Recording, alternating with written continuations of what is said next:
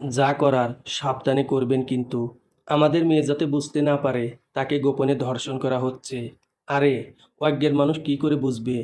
আর তাছাড়া আমি এমন কিছু করব না যাতে সে পরে কিছু আন্দাজ করতে পারে। ঠিক আছে, এবার ভিতরে যান। তবে হ্যাঁ, সময় কিন্তু ১ ঘন্টা, তার ১ মিনিটও বেশি নয়। ক্লায়েন্ট ভদ্রলোক আর ভদ্র মহিলার দিকে বাঁকা চোখে তাকালো। তারপর টাকার একটা মোটা বান্ডেল ছুঁড়ে মেরে ভিতরে ঢুকে পড়ল। ঢুকেই দরজাটা বন্ধ করে দেয়। ভিতরে মেয়ে অজ্ঞান হয়ে পড়ে আছে। ঘরে পরপুরুষ ঢুকিয়ে দিয়ে বাইরে দাঁড়িয়ে তার বাবা মা পাহারা দিচ্ছে। এভাবেই তারা রাতের পর রাত নিজেদের মেয়েকে অজ্ঞান করে দেহ ব্যবসা করায়, যার বিনিময়ে তাদের ভাগ্যে জোটে একটা বড় অঙ্কের বান্ডেল। বাবা ঘড়ির কাঁটার দিকে শকুনের মতো তাকিয়ে আছে, কখন ১ ঘন্টা শেষ হয়। আর মা পাশে দাঁড়িয়ে টাকা গুনছে, যদি একটা নোট কম পড়ে যায়। তবে ক্লায়েন্টের আর রক্ষা নেই আজ। ১ ঘন্টা পূর্ণ হবার ৫ মিনিট আগেই ক্লায়েন্ট তার শার্টটা গায়ে জড়াতে জড়াতে বাইরে বেরিয়ে এলো। হাসা আছে, বোঝাই যাচ্ছে বহু পুরনো জিনিস। আবার আরেকদিন আসবো। আসবেন, আসবেন, অবশ্যই আসবেন। ১ মাসের ভিতরে আসলে ভালো ডিসকাউন্ট আছে। লোকটার ডিসকাউন্টের কথা শুনে হাসতে হাসতে বাইরে বেরিয়ে গেল। তার পিছন পিছন ভদ্রলোক আর ভদ্র মহিলা তাকে এগিয়ে দিয়ে নিজেদের রুমে চলে গেল তারা। এদিকে সেই ধর্ষিতা, অর্থাৎ আমাদের গল্পের হিরোইন রাত্রি, ধীরে ধীরে জেগে উঠল। মেডিসিনের প্রভাব কাটতে শুরু করেছে তার। তখন প্রায় সকাল, হাতে পায়ে প্রচুর ব্যথা, শরীরের আরও নানান জায়গায় ব্যথা অনুভব করছে রাত্রি, যা চাইলেও সে কারোর সাথে শেয়ার করতে পারবে না। আজকাল সে প্রায়ই অসুস্থ থাকে। প্রতিদিন রাত্রে মা তাকে আদর করে নিজের হাতে খাইয়ে দেয়। তারপর প্রচুর ঘুম পায় তার, ঘুমে বিভোর হয়ে পড়ে। একবার ঘুমিয়ে পড়লে সকালের আগে আর ঘুম ভাঙে না। কিন্তু রাত্রির কাছে একটা বিষয় খটকা লাগে, আর সেটা হলো সে মাঝে মাঝে অনুভব করে কেউ যেন কষ্ট দিচ্ছে তাকে। তখন ভীষণ যন্ত্রণা হয় তার, কিন্তু দুর্ভাগ্য, তখন ঘুমের পাল্লা এতই ভারী থাকে, তার সামনে সেই যন্ত্রণার অনুভব হেরে যায়। অনেকবার নিজের মায়ের সাথে কথাটা শেয়ার করেছে। মা ওকে বোঝানোর চেষ্টা করে এগুলো আসলে ওর স্বপ্ন। স্বপ্নের ঘোরে এমন অদ্ভুত অনুভব হয় তার। অবশ্য রাত্রি এখন তার মায়ের কথাই মেনে নিয়েছে। ও নিজেও বিশ্বাস করে রাতে যা হয় সব ওর ভ্রান্তি, তাছাড়া আর কিছু নয়। কিন্তু সকালবেলা শারীরিক যন্ত্রণা এবং বিভিন্ন পরিবর্তনের কারণ জানা নেই রাত্রির। মাকে জানালে মা তাকে ওষুধ এনে দেয়। ওষুধ খেলে কমেও খানিকটা। সূর্যের আলো চোখে পড়তেই আড়মোড়া ভেঙে উঠে বসল রাত্রি। হঠাৎ চোখজোড়া মনের অজান্তেই বিছানার চাদরের উপরে পড়ল। দেখতে পায় তার উপরে রক্তের ছোপ ছোপ দাগ লেগে আছে। এটা দেখে বেশ ঘাবড়ে যায় সে। এত পরিমাণ রক্তের উৎস কি হতে পারে জানা নেই। এরপর বিছানা থেকে নেমে এলো রাত্রি। মেঝেতে পা রাখা মাত্রই ব্যথায় সারা শরীর কেঁপে উঠল তার। ২ পায়ের জয়েন্টে ভীষণ পেইন হচ্ছে, যার কারণে হাঁটা মুশকিল হয়ে পড়ছে। কিন্তু যে করেই হোক বাথরুমে যে যেতেই হবে তাকে। পায়ে ভর দিয়ে কোনোমতে সামনের দিকে এগিয়ে যেতে লাগলো। এদিকে রাত্রির বাবা মা তাদের ঘরে দুজন একটা বিষয় গম্ভীর আলোচনা করছে। আমরা প্রতিদিন মেয়েটার সাথে কি ঠিক করছি এটা? রাত্রির বাবা: মানে কি বলতে চাইছো তুমি? বলছি ওকে কয়েকদিনের জন্য ছাড় দেওয়া যায় না, পরে না হয় আবার। বাবা গো, বাবা, বলছি এত দরদ কোথা থেকে আসে তোমার? একবার ভেবে দেখেছো এই যে ভালো থাকতে পারছো, ভালো খেতে পারছো, এসব কিসের জন্য? সেসব বুঝি আমি, কিন্তু একটা কথা বলো তো, রাত্রি যদি আমাদের নিজেদের মেয়ে হতো এটা করতে পারতে কিছুতেই? ভদ্রলোক কথাটা বলা মাত্রই রাত্রির মা তার মুখটা চেপে ধরল। মাথাটা কি খারাপ হয়ে গেল তোমার? এই কথা মুখ থেকে কি করে বের হলো তোমার? কেন, ভুল কিছু বললাম? রাত্রি যদি জানতে পারে আমরা ওর বাবা মা নই, তবে কি ঘটবে একবার কল্পনা করে দেখো। এই কথা একবার বলেছো, ভালো কথা, আর যেন ভুলেও মুখ থেকে বের না হয়, মনে থাকে যেন। আচ্ছা ঠিক আছে, শোনো, একটা ভালো ক্লায়েন্টের সাথে কথা হয়েছে গতকাল। তাকে আজকে ডেট দিয়েছি। বয়স খুব একটা না, এই ২৩-২৪ হবে। বুঝতেই পারছো, এদের থেকেই বেশি টাকা হাতানো যায়। আমি প্রথমবার যে রেট দিয়েছি তাতেই এক কথায় রাজি হয়ে গেছে। তাই নাকি? সে তো খুব ভালো কথা। হ্যাঁ, ভালো তো হবেই। টাকার কথা শুনেছো, এখন আমার কথা তো ভালোই লাগবে। রাত্রির বাবা চুপ হয়ে গেল। দেখো, আমি যদি ফের ওই বেওয়ারিশ মেয়েটার প্রতি দরদ উতলে উঠতে দেখছি তোমার। সেদিন তোমার একদিন কি আমার একদিন। একদম আমার কাজে ঝামেলা করার চেষ্টা করবে না। ওর প্রতি দরদ কে দেখায়? আসলে শুধু টাকার কথা ভাবলেই হয়। তার মেশিনটারও যত্ন নিতে হয় মাঝে মাঝে। নয়তো দেখবে একদিন সে টাকা দেওয়া বন্ধ করে দিয়েছে। ভাট বকা বন্ধ করো, থামো এবার। অগত্যা ভদ্রলোক নিজের স্ত্রীর কাছে নতি স্বীকার করল। এই প্রথম নয়, যখনই সে নিজের স্ত্রীকে কোনো পরামর্শ দিতে আসে, সে নিজের যুক্তি দিয়ে থামিয়ে দেয় তাকে। নিজের স্ত্রীকে প্রচুর ভয় পায় রাত্রির বাবা। তার ভিতরে কিছুটা হলেও রাত্রির জন্য সিম্প্যাথি কাজ করে, কিন্তু স্ত্রীর সামনে সেটা প্রদর্শন করার সাহস হয় না তার। সবসময় ভয়ে চুপসে থাকতে হয়। এদিকে বাথরুম থেকে ফ্রেশ হয়ে নিজের রুমে ফিরে আসলো রাত্রি। মা নাস্তা নিয়ে এলো ওর জন্য, সাথে একটা ওষুধ।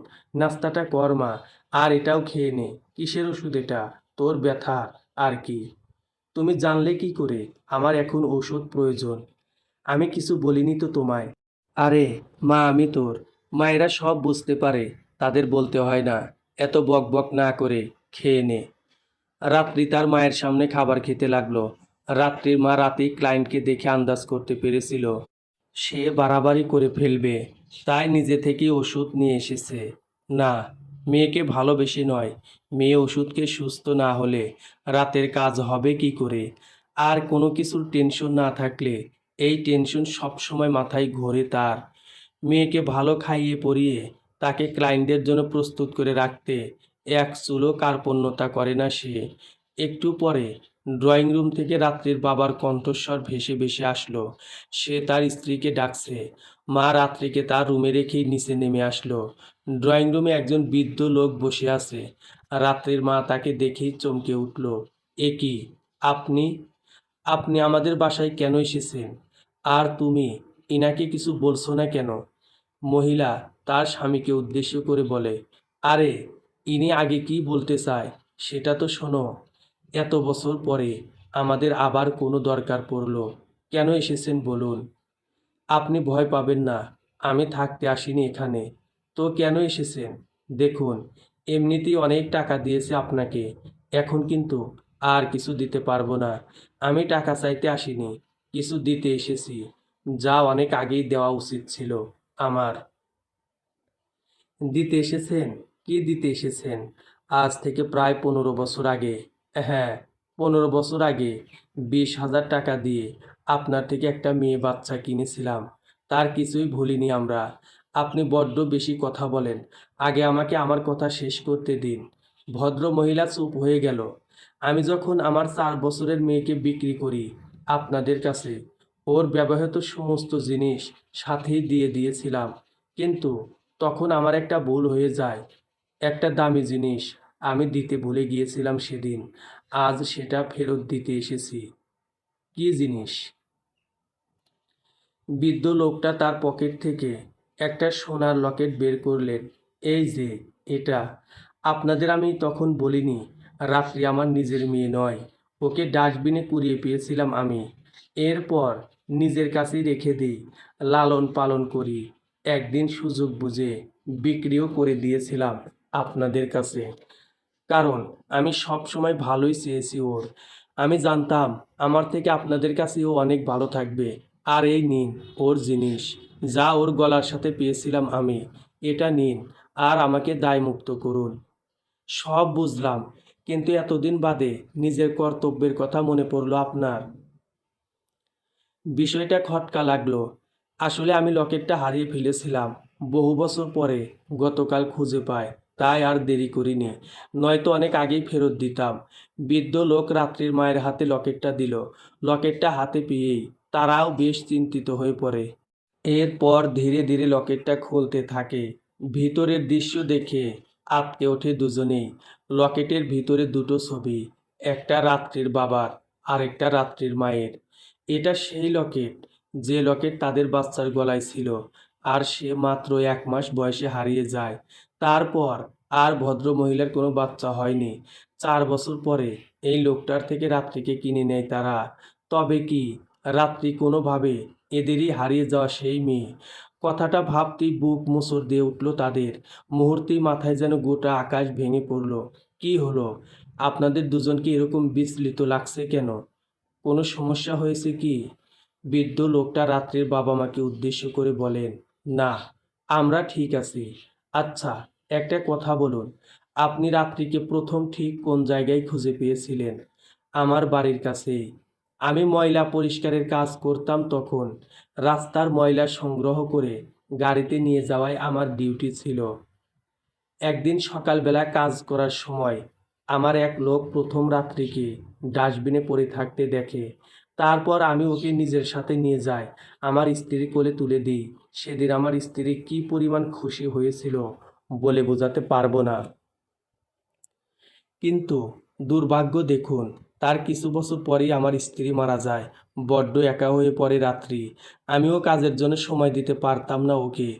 এরপর সিদ্ধান্ত নিই, ও আর এমন একটা ব্যবস্থা করব যাতে ও সারা জীবন সুখে থাকতে পারে। এরপর আপনাদের সাথে পরিচয় হয় আমার। যেহেতু আমি ওর আসল বাবা ছিলাম না, তাই দত্তক দেওয়া সম্ভব হয়নি আমার জন্য। আপনারাই এক প্রকার জোর করে মোটা টাকা দিয়ে কিনে নিয়ে যান ওকে। আমার কিন্তু টাকার বিষয়ে চরম আপত্তি ছিল তখন। যদি চান, আমি টাকাটা এখন ফেরত দিতে পারি। কারণ আমি কখনোই চাইনি আমার মেয়েকে অন্য কারো কাছে বিক্রি করতে। রাত্রির বাবা মায়ের বৃদ্ধ লোকের কথায় তেমন ভ্রূক্ষেপ নেই। এক গভীর ভাবনার জগতে ডুবে আছে দুজন। তাদের মুখে কোনো কথা নেই। বৃদ্ধের এদের ভাব একদম ভালো লাগলো না। আচ্ছা, রাত্রি কোথায়? ওকে একটিবার দেখা যাবে? কেন? তার সাথে দেখা করে কি কাজ আপনার? বাহ! এত বছর পরে এসেছি। মেয়েটাকে দেখব না? ও কি বাড়িতে আছে? না, এখন কারো সাথে দেখা হবে না। আপনি চলে যান দয়া করে। আমি জানি আপনাদের ভয়টা ঠিক কোথায়। বিশ্বাস করুন, আমি ওকে কিছুই বুঝতে দেব না। আপনাকে বলছি তো, দেখা হবে না। আর এটা ভুলে যাবেন না, মেয়েকে দান করেননি আপনি, মোটা টাকার বিনিময়ে বিক্রি করেছেন।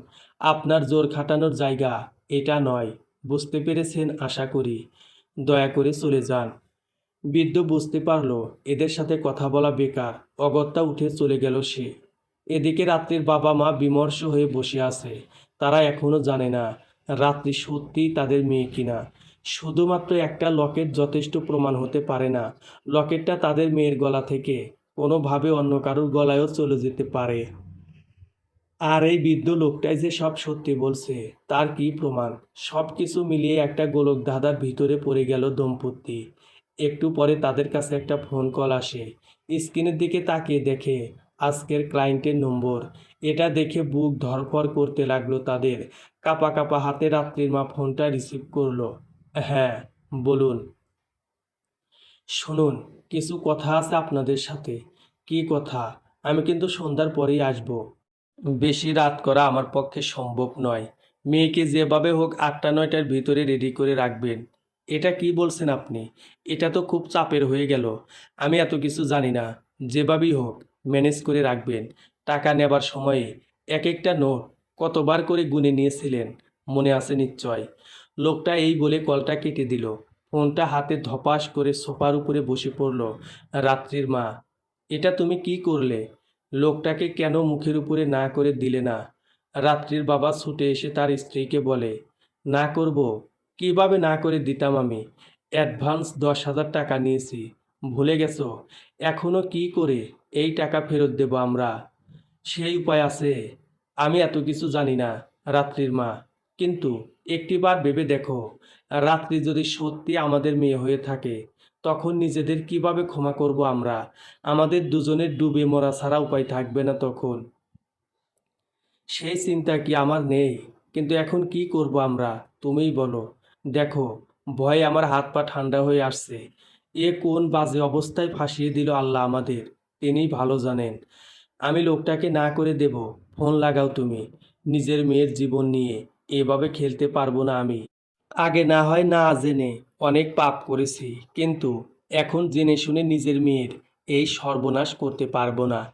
হ্যাঁ, আমি জানি না রাত্রি সত্যি আমাদের মেয়ে কিনা, কিন্তু সন্দেহের বশে হলেও এই কাজ করতে পারবো না আমি। ঠিক বলেছ। আমি ফোন করে না করে দিচ্ছি। আর টাকা যেভাবে হোক ফিরিয়ে দেব আমরা। রাত্রির মা ক্লায়েন্টের নম্বরে ডায়াল করতেই হতাশ হয়ে পড়ে। নম্বরটা বারবার আনরিচেবল বলছে। তার মানে লোকটা ফোন বন্ধ করে রেখেছে। এবার দম্পতি আরও বেশি চিন্তায় পড়ে গেল। এই মুহূর্তে জলে কুমির, ডাঙায় বাঘ অবস্থা তাদের। এমনিতেই তাদের কাজটা চরম বেআইনি। এগুলো নিয়ে ক্লায়েন্টের সাথে একেবারেই বাড়াবাড়ি করা যাবে না। আবার মেয়েকেও সর্বনাশের হাত থেকে বাঁচাতে হবে।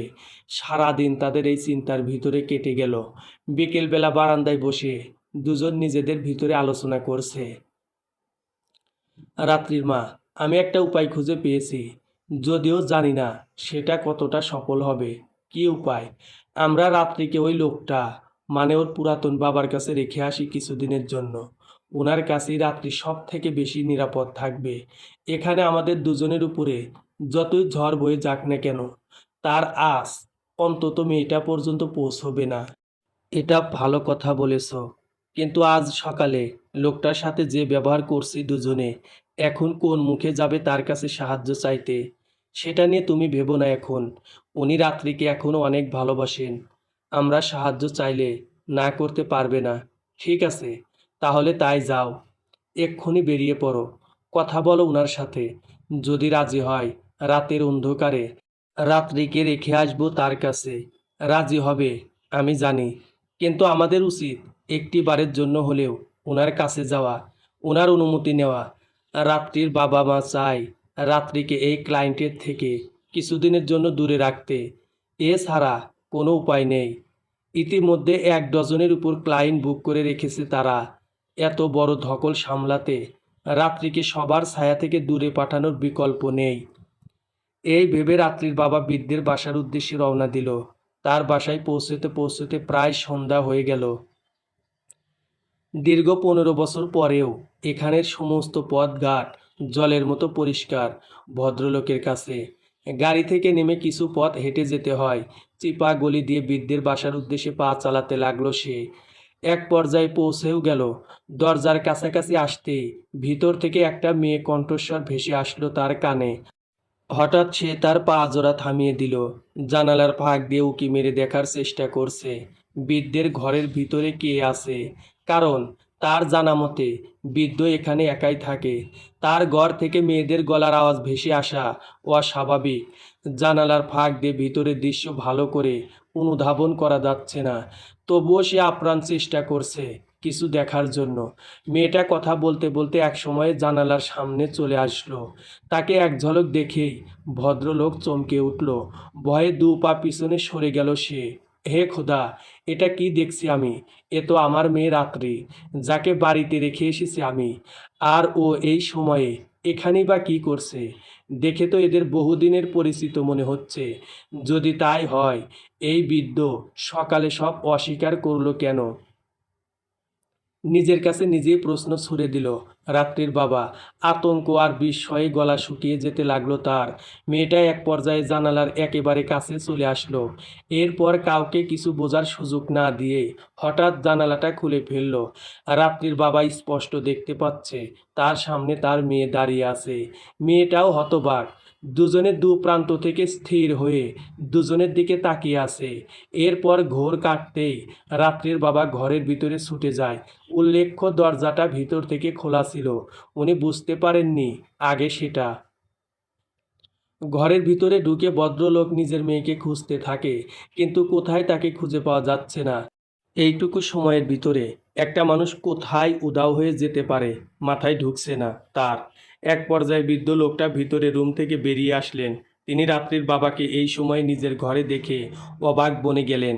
এ কি ভাই সাহেব, আপনি এখানে এই সময়ে? হ্যাঁ, এসেছিলাম। তার আগে বলুন, আমার মেয়ে রাত্রি কোথায়? রাত্রি কোথায় মানে? রাত্রি এখানে কি করে আসবে? আপনি কি পাগল হয়ে গেলেন? আমি একটু আগে শুনেছি আপনাকে আমার মেয়ের সাথে কথা বলতে। শুধু তাই নয়, আমি আমার মেয়েকে নিজের চোখে দেখেছি। মাথা খারাপ হয়ে গেছে আপনার? কি বলছেন এগুলো? আমি আমার নাতনির সাথে কথা বলেছি। আর এখানে রাত্রি কি করে আসবে আপনিই বলুন। আপনার নাতনি মানে? এই মহল্লায় আছে একজন, ও প্রায়ই আসে আমার খোঁজ খবর নিতে। এই তো একটু আগেও এসেছিল, চলে গেছে মনে হয়। আমি এত কিছু জানি না, শুধু এইটুকু জানি আমি আমার মেয়েকে দেখেছি এখানে। আর আপনি মিথ্যাচার করছেন আমার সাথে। না, আমি কোনো মিথ্যাচার করছি না। একটা কাজ করো, তুমি বরং বাড়িতে ফিরে যাও, সেখানে গিয়ে দেখো তোমার মেয়ে ঘরেই আছে।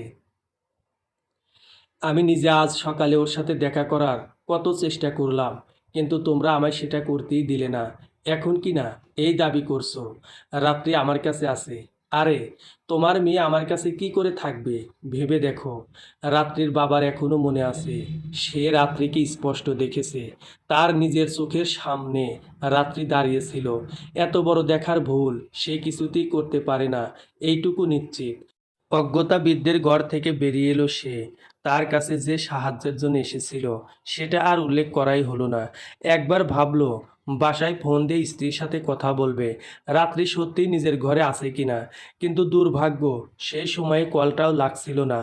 হিতাহিত জ্ঞানশূন্য ভদ্রলোক আর কোনো উপায় খুঁজে না পেয়ে নিজের বাসার উদ্দেশ্যে রওনা দিল। বাসায় পৌঁছেতে পৌঁছেতে রাত 8টা বেজে গেল। হন্তদন্ত হয়ে সে বাসার ভিতরে ঢুকলো। রাত্রির মা রীতিমতো ভড়কে গেল স্বামীর কর্মকাণ্ড দেখে। কি হলো তোমার, এরকম করছো কেন? কোনো কথা হলো লোকটার সাথে?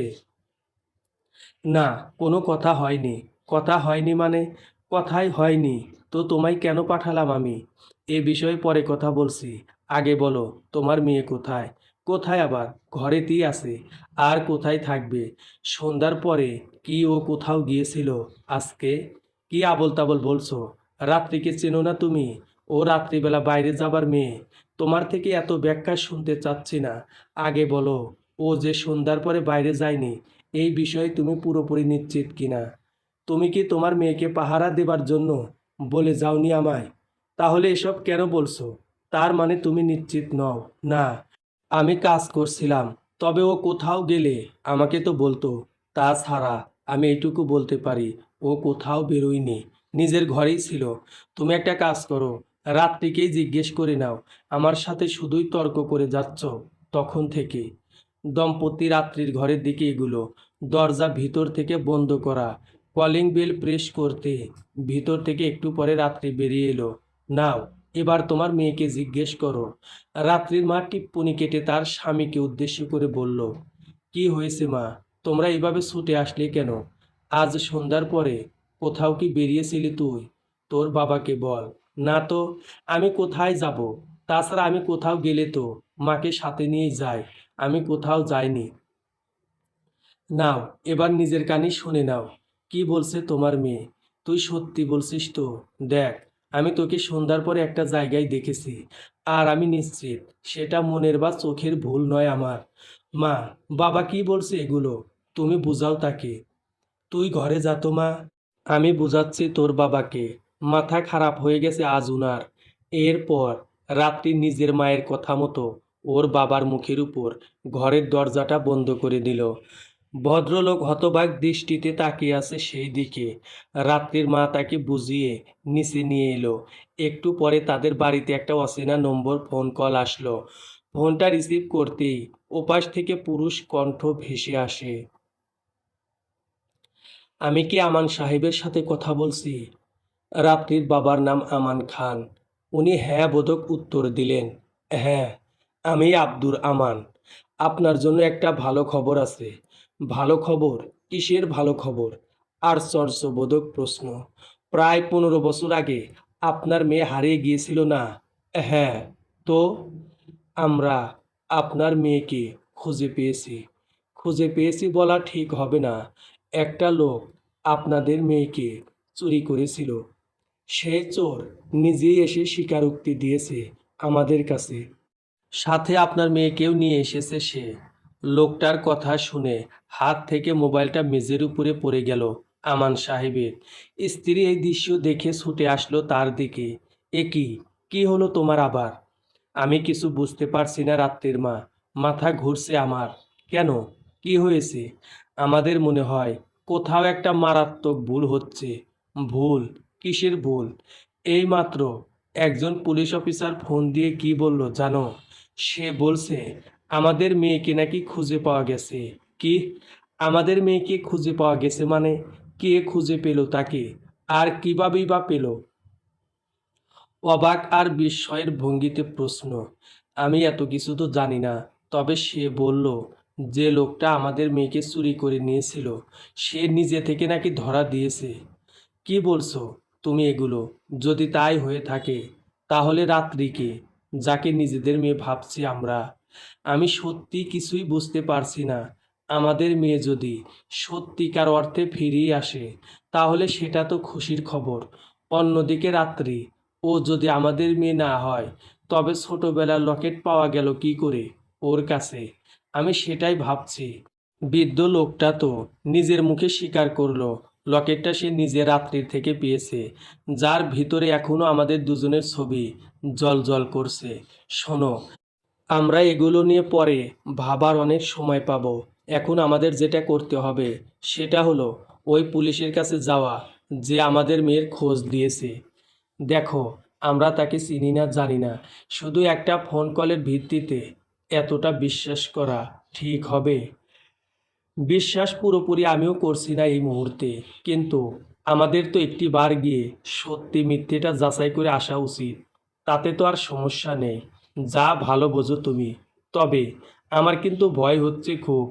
এত ভয় পাবার কিছু নেই রাত্রির মা। আমি এমন কিছু করব না যা আমাদের জন্য বিপদের কারণ হতে পারে। আচ্ছা, তাহলে যাও তুমি, গিয়ে দেখে আসো এত বছর পরে পুলিশ অফিসার কেন ডাকলো তোমায়। তবে এত সহজেও কিন্তু বিশ্বাস করো না কাউকে। হুম, বুঝতে পেরেছি। তুমি আমাকে নিয়ে অযথা টেনশন করো না। আজ রাতে যে ক্লায়েন্ট আসার কথা ছিল তাকে তার পেমেন্ট ব্যাক করে দেওয়া হয়েছে।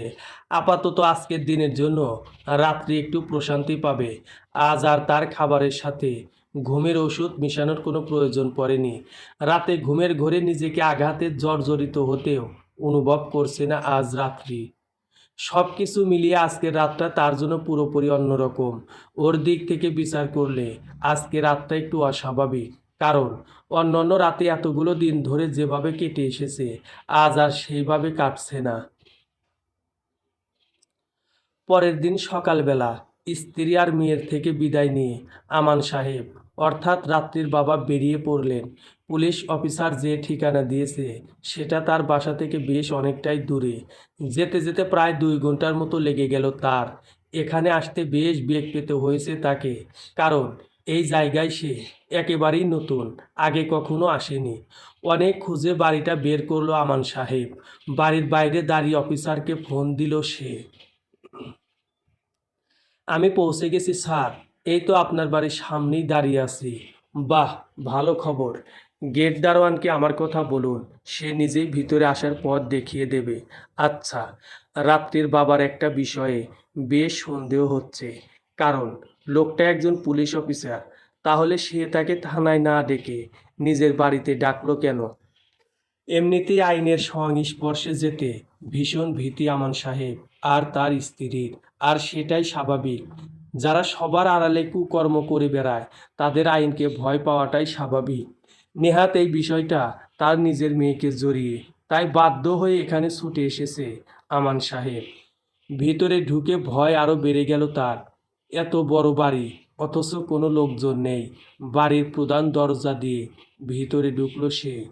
যত ভিতরে যাচ্ছে তার ভয়ের মাত্রা ক্রমাগত বেড়েই চলছে। ঘরের ভিতরে বিশাল বড় এক ড্রয়িং রুম। তার মাঝখানে এসে দাঁড়ালো আমান সাহেব। মাথার উপরে এক মস্ত বড় ঝাড়বাতি জ্বলছে তার। কেউ কি আছেন ভিতরে? আমি এসে গেছি। আশপাশ থেকে তার প্রশ্নের কোনো সাড়া শব্দ এলো না। কোথায় সেই পুলিশ? কোথায় সেই চোর লোকটা? কোথায় তার মেয়ে? যতদূর চোখ যাচ্ছে শুধু শূন্যতা ছাড়া কিছুই ধরা দিচ্ছে না আমান সাহেবের চোখে। এবার সে সত্যিই ঘাবড়ে গেল। তখন স্ত্রীর কথা মনে পড়তে লাগলো তার। হয়তো সে তখন ঠিকই ধরেছিল, এইভাবে কাউকে বিশ্বাস করা একদম ঠিক হয়নি। কি হলো? কেউ কোনো কথা বলছেন না কেন? কোথায় সবাই?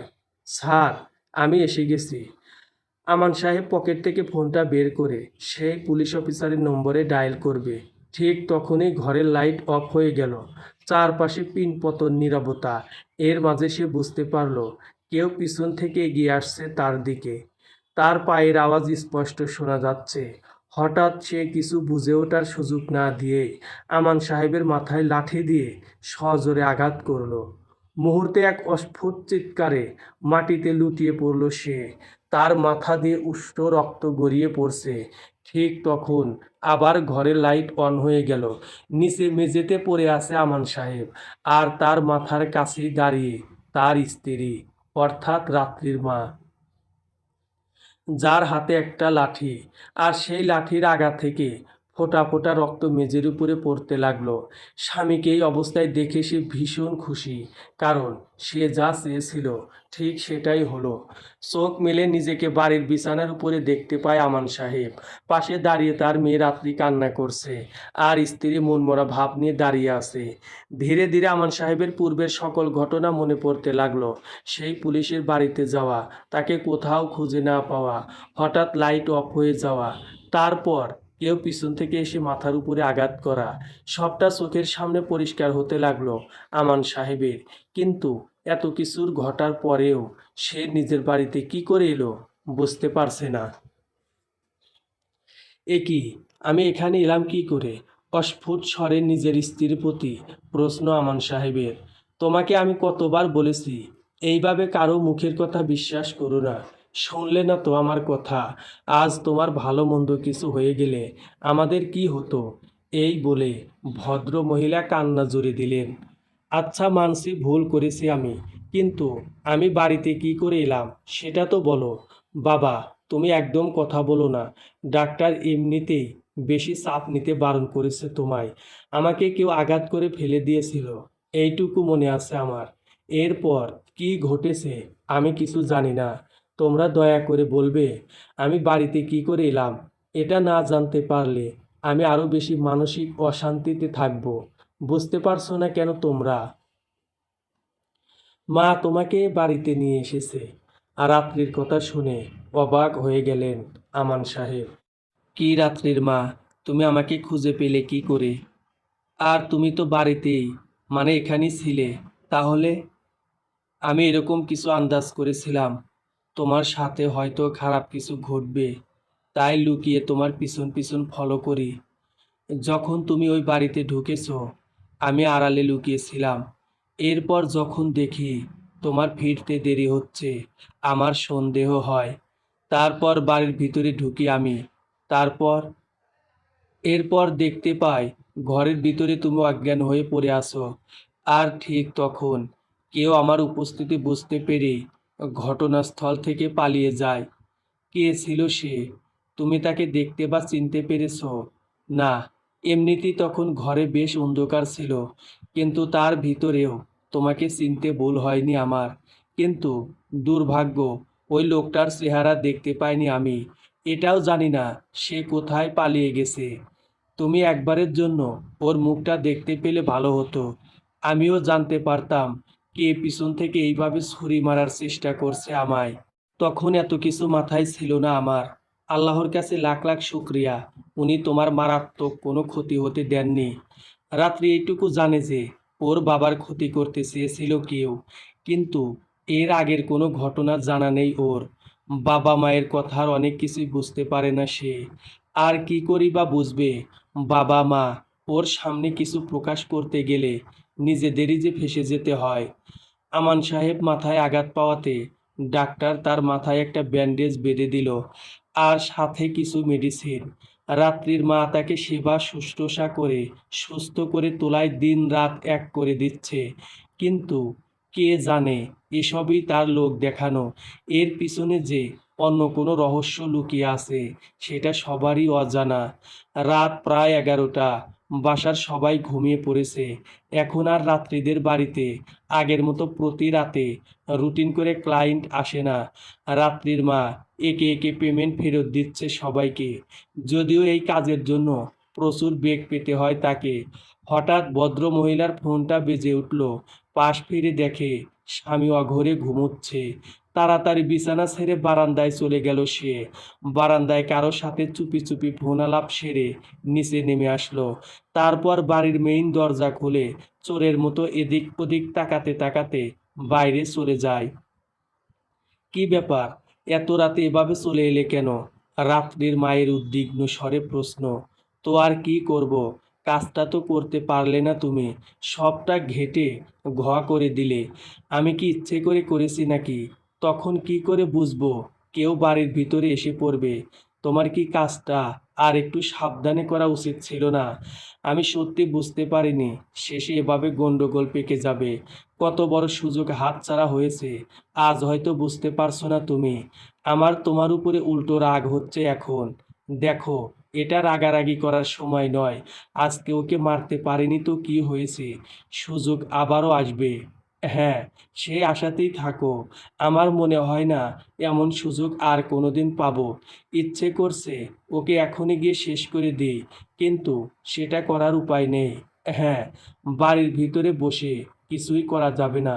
এতে সন্দেহর তীরটা তোমার উপরেই তাক করবে সবাই। আজকে হাতের কাছে পেয়েও কিছু করতে পারলাম না, এই অনুতাপ ওকে মারার পরে দূর হবে আমার। আচ্ছা, একটা কথা, ওই লোকটা এখন কোথায় যে তোমায় তোমার স্বামীকে মারতে দেখে ফেলেছিল? আমি ওর একটা ভালো ব্যবস্থা করেছি, টেনশন করো না। শোনো, তুমি এখন চলে যাও। কেউ দেখে ফেললে কি হবে ভাবতে পেরেছো?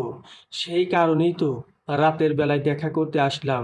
কেউ কিছু জানতে পারবে না। এখন যাও, রাত্রির বাবা জেগে উঠতে পারে। আর হ্যাঁ, এরপর যা করার আরও সাবধানে করতে হবে আমাদের। এমনিতেই এই ঘটনার পরে ও আরও বেশি সতর্ক থাকবে। হুম। আচ্ছা, রাত্রির সেই লকেটটা কোথায়, যেটা ফেরত দিতে এসেছিলাম আমি? আছে আমার কাছে, আছে। সেদিন যে কি নাটকটাই না করেছিলে তুমি, আমার সেগুলো ভেবে হাসি পাচ্ছে। আমায় ওইভাবে বের করে দিলে বাড়ি থেকে। এগুলো করতে হয়, তুমি বুঝবে না এসব। এখন কেটে পড়ো তাড়াতাড়ি। এরপর সেই বৃদ্ধ রাত্রির মায়ের কাছ থেকে বিদায় নিয়ে চুপি চুপি সরে পড়ল। রাতের অন্ধকারে কারো দৃষ্টিগোচর হলো না সেটা। পরের দিন সকালবেলা একটা অপরিচিত নম্বর থেকে কল আসলো রাত্রির মায়ের ফোনে। ফোনটা রিসিভ করতেই ওপাশ থেকে এক পুরুষ কণ্ঠ ভেসে আসে। হ্যাঁ, বলুন। আপনি আমান সাহেবের স্ত্রী, অর্থাৎ রাত্রির মা, তাই তো? হ্যাঁ, আমি আমান সাহেবের স্ত্রী। কোন দরকারে ফোন করেছেন বলুন? দরকার তো অবশ্যই আছে। এমনি এমনি কেউ কাউকে স্মরণ করে? আচ্ছা বলুন, আপনার সাথে একটা ডিল করতে চাই আমি। ডিল? কিসের ডিল? আর আমি আপনার নাম ধাম পরিচয় কিছুই না জেনে ডিল করতে যাব কেন? আমি আপনার এক পুরাতন কাস্টমার। এখন আমাকে আপনার একজন শুভাকাঙ্ক্ষী হিসেবেই মনে করতে পারেন। দেখুন, আপনার কথার আগামাথা কিছুই বুঝতে পারছি না আমি। যা বলার পরিষ্কার করে বলুন। আমি আপনার মেয়েকে নিতে চাই। কি বলছেন আপনি এগুলো? পাগল হয়ে গেছেন নাকি? আরে ম্যাডাম, আগে আমার কথা শেষ করতে তো দিন। আপনার মেয়েকে আমি কিনতে চাই। তার পরিবর্তে একটা মোটা অঙ্কের অ্যামাউন্ট আপনার অ্যাকাউন্টে জমা হবে। টাকার কথা শুনে যেন জিহ্বাটা লোভে যেন লক লক করে উঠল আমান সাহেবের স্ত্রীর। টাকার পরিমাণটা শুনে সে আরও বেশি অবাক হয়। একটু খুলে বলবেন যে আপনি আমার মেয়েকে কিনে ঠিক কী করতে চাইছেন? সেটা জানা আপনার কাজ নয়। ধরে নিন আপনি এতদিন ধরে যা যা করে আসছেন সেগুলোই করব, অথবা তার থেকেও ভয়ানক কিছু। কেন, কোনো সমস্যা আছে বুঝি? না না, সমস্যা থাকবে কেন? তাহলে আপনি রাজি? আমি পরে ভেবে আপনাকে জানাচ্ছি, একটু সময় দিন আমায়। আচ্ছা ঠিক আছে, আপনি সময় নিন, ভাবুন। এরপর যদি মনে হয় আমি যেটা বললাম সেটা আপনার জন্য লাভজনক, তাহলে জানাবেন আমায়। ঠিক আছে? এই বলে লোকটা ফোনটা রেখে দিল। এদিকে রাত্রির মায়ের কপালে চিন্তার ভাঁজ। সে ঠিক কী করবে বুঝতে পারছে না। তবে এটা ঠিক, রাত্রিকে এখন সরিয়ে দিতে পারলে তাকে নিত্যদিনের টেনশন বয়ে বেড়াতে হচ্ছে না তাকে। এদিকে রাত্রির অনুপস্থিতিতে আমান সাহেবের একটা ব্যবস্থা করা যাবে। ব্যাস, দুটো পথের কাঁটাই দূর। তাহলে নিজের মেয়েকে দিয়ে অর্থ উপার্জন করা ছাড়া কোনো উদ্দেশ্য নেই ভদ্র মহিলার। যদিও সে তাকে ছাড় দিতে চেয়েছিল কিছু সময়ের জন্য, কিন্তু এখন এই সুযোগটা কাজে না লাগালে এতগুলো টাকা হাতছাড়া হয়ে যাবে। সেটা কিছুতেই হতে দিতে চায় না সে। তাই সে সিদ্ধান্ত নিল রাত্রিকে ওই লোকটার কাছে বিক্রি করে দেবে। এরপর রাত্রিকে নিয়ে যা খুশি ও করুক সে। অন্তত প্রতিদিন ঝামেলার থেকে একদিনে সব মিটে যাওয়াই ভালো। কিন্তু এই ধূর্ত মহিলার পিছনে যে কোনো ভয় বা আশঙ্কা কাজ করছে না এমনটাও নয়। তার ভয় রাজহাঁসের সব ডিম একসাথে পেতে গিয়ে আবার না পথে বসতে হয়। তবে তার ব্যবস্থাও করে রেখেছে সে। এর ২ দিন পর রাত্রি বারান্দায় বসে আছে। ওর মা তখন হাতে দুটো চায়ের কাপ নিয়ে উপস্থিত হলো। তখন প্রায় সন্ধ্যা। আমান সাহেব বাসায় নেই। তাকে একটা কাজের অজুহাত দেখিয়ে দূরে পাঠিয়ে দেওয়া হয়েছে। অগত্যা ভদ্রলোক অসুস্থ শরীর নিয়ে বেরিয়ে পড়েছে স্ত্রীর আদেশ পূরণ করতে। রাত্রির মা এসে ওর পাশে বসলো। এরপর রাত্রিকেও বসতে বলে। আমার পাশে বস মা। রাত্রি শুকনো মুখে ওর মায়ের বিপরীত পাশের বেতের সোফাটায় বসলো। কি হয়েছে তোর মা? কদিন ধরে বেশ মনমরা লাগছে তোকে। এই কথা শুনে রাত্রি ওর মায়ের দিকে হা করে তাকিয়ে রইল। মা এমন উদারতা দেখাচ্ছে, এটা দেখে অবাক না হয়ে পারল না সে। না, আমি ঠিক আছি মা। তোমার আমাকে নিয়ে অযথা চিন্তা করতে হবে না। আচ্ছা, বাবা কোথায় গেছে? এই তো একটু বাইরে গেছে কাজে। ফিরতে একটু রাত হবে মনে হয়। রাত্রি আর কোনো কথা না বলে নিচের দিকে তাকিয়ে রইল। কি হলো? কোনো কথা বলছিস না যে? এভাবে মুখ বার করে আছিস কেন? কি বলবো? তুমিই বলো মা। তোমার সাথে কি এমন কথা থাকতে পারে আমার? দেখ, তোর জন্য ভালো করে চা বানিয়ে নিয়ে এসেছি। চল, দুই মা মেয়ে মিলে চা খেতে খেতে একটু গল্প করি। আমার এখন চা খেতে ইচ্ছে করছে না। আরে, খা না। মা বললে না করতে নেই। তুই না খেলে আমারও খাওয়া হবে না। অনিচ্ছা সত্ত্বেও রাত্রি চায়ের কাপটা হাতে নিল। তারপর আস্তে আস্তে চায়ের কাপে চুমুক দেয়। মা ও মেয়ের দেখা থেকে চায়ের কাপে চুমুক দিল। মনটা তার পৈশাসিক আনন্দে নেচে উঠছে। কারণ এই চায়েই মেশানো আছে অজ্ঞান হবার কড়া ওষুধ, যা পেটে যাওয়ার সাথে সাথে জ্ঞান হারাবে রাত্রি। তারপর ওকে সেই ক্লায়েন্টের কাছে হস্তান্তর করা হবে। ক্লায়েন্ট অবশ্য এতক্ষণে বাড়ির কাছাকাছি চলেও এসেছে হয়তো। সে আসতে আসতে এদিকের কাজ হয়ে যাবে। ভদ্র মহিলা রাত্রির দিকে তাকিয়ে তাকিয়ে এই কথাগুলো ভাবছে আর অপেক্ষা করছে রাত্রি কখন তার চোখের সামনে অজ্ঞান হয়ে পড়ে। কিন্তু একটা অদ্ভুত ব্যাপার লক্ষ্য করছে সে। হিসেব অনুসারে এতক্ষণে ওষুধে কাজ করার কথা, কিন্তু রাত্রির ভিতরে তার কোনো লক্ষণ দেখা যাচ্ছিল না। একটু পরে রাত্রির মা তার মাথায় ভীষণ যন্ত্রণা অনুভব করতে লাগলো। সারা শরীর থরথর করে কাঁপতে লাগলো। তার হাত থেকে চায়ের কাপটা পড়ে যায়। সোফার উপরে ঢলে পড়ল সে। যদিও ততক্ষণে জ্ঞান হারায়নি সে। রাত্রি চায়ের কাপটা টেবিলের উপরে রাখলো। এরপর তাকে অবাক করে দিয়ে ধীরে ধীরে তার দিকে এগিয়ে আসতে লাগলো। কানের কাছে এসে অত্যন্ত নিচু স্বরে ফিস ফিস করে বলতে লাগলো, কি ভেবেছিলে আমাকে চায়ের সাথে ওষুধ খাইয়ে অজ্ঞান করে দেবে? দেখলে তো, আমার কিন্তু কিছু হয়নি। আমি ঠিক আছি। কিন্তু তুমি আর এখন ঠিক থাকবে না। কারণ ওষুধ দেওয়া কাপটা আমি না, তুমি নিয়েছো। আমাকে ফাঁসাতে গিয়ে তুমিই ফেঁসে গেলে মা। হঠাৎ রাত্রির মায়ের কল্পনার ঘোর কেটে গেল। ধুর, এসব আমি কি ভাবছি? মাথাটা কি পুরোপুরি গেছে আমার? মনে মনে বলল সে। ইতিমধ্যেই রাত্রির চায়ে মেশানো ওষুধ কাজ শুরু করে দিয়েছে। ধীরে ধীরে চারপাশটা অন্ধকার দেখতে লাগলো সে। তারপরে এক পর্যায়ে জ্ঞান হারিয়ে মেঝেতে ঢলে পড়ে। ক্রিং ক্রিং করে ফোনটা বেজে উঠল। হ্যাঁ ম্যাডাম, আমি পৌঁছে গেছি। কাজ হয়েছে তো? হ্যাঁ, কাজ হয়ে গেছে। তুমি বাড়ির ভিতরে ঢুকে পড়ো। আমি দরজা খোলাই রেখেছি। লোকটা একটু পরে এসে বাড়ির ভিতরে ঢুকলো। এসে দেখে রাত্রি অজ্ঞান হয়ে মেঝের উপরে পড়ে আছে। আর সামনে ওর মা দাঁড়িয়ে। বাড়াবাড়ি কিছু হয়ে গেল না তো আবার? আরে না, সেরকম কিছু হয়নি। তুমি যা করার তাড়াতাড়ি করো। লোকটা রাত্রির কাছে গেল। ওর পাশে হাঁটু গেড়ে বসলো। আচ্ছা, বাড়িতে কেউ নেই তো? বলছি, কোনো ঝামেলায় ফেঁসে যাব না তো আবার? না, কেউ নেই বাড়িতে। আর তোমার কি আমাকে এতটাই বোকা মনে হয় যে আমি এরকম একটা মূর্খের মতো কাজ করব? ঠিক আছে, ওকে এখান থেকে গাড়িতে তুলতে হবে আগে। আপনি হেল্প করুন। এরপর সেই লোকটা আর রাত্রির মা রাত্রিকে অজ্ঞান অবস্থায় ধরে নিয়ে গাড়ির কাছে নিয়ে গেল। তারপর গাড়ির ভিতরে সিটের উপরে শুইয়ে দেওয়া হয়। জ্ঞান ফিরে এলে যেন ঝামেলা করতে না পারে, তাই রাত্রির মা একটা রুমাল দিয়ে তার মেয়ের মুখটা শক্ত করে বেঁধে দিল। যাক, এবার আর চিন্তা নেই। তুমি নির্বিঘ্নে নিয়ে যেতে পারো ওকে। হুম, ধন্যবাদ। শুধু ধন্যবাদ দিলে হবে? আমার টাকাটা এবার কড়াই গন্ডায় মিটিয়ে দিন। লোকটা গাড়ি থেকে একটা টাকার ব্রিফকেস বের করে ভদ্র মহিলার সামনে ধরলো। টাকাটা না দিয়ে কোথাও যাচ্ছি না আমি। এই নিন আপনার টাকা, গুনে নিন। রাত্রির মা টাকাগুলো ভালো করে গুনে নিল। না, কোথাও কোনো গরমিল মনে হলো না তার। সব ঠিকঠাকই আছে। হ্যাঁ, ঠিক আছে। আপনি যেতে পারেন এবার। আর শুনুন, আপনার জিনিস আপনি ভালো করে বুঝে নিন। আমি যেন কোনো ঝামেলায় না পড়ি। না, আপনি যে উপকার করলেন আমার, এমন কিছু করব না যাতে আপনার প্রবলেম হয়। লোকটা গাড়িতে উঠতে যাবে। ঠিক তখন আবারও পিছনে ফিরে তাকালো। ততক্ষণে রাত্রির মা তার ঘরের দিকে পা বাড়িয়েছে।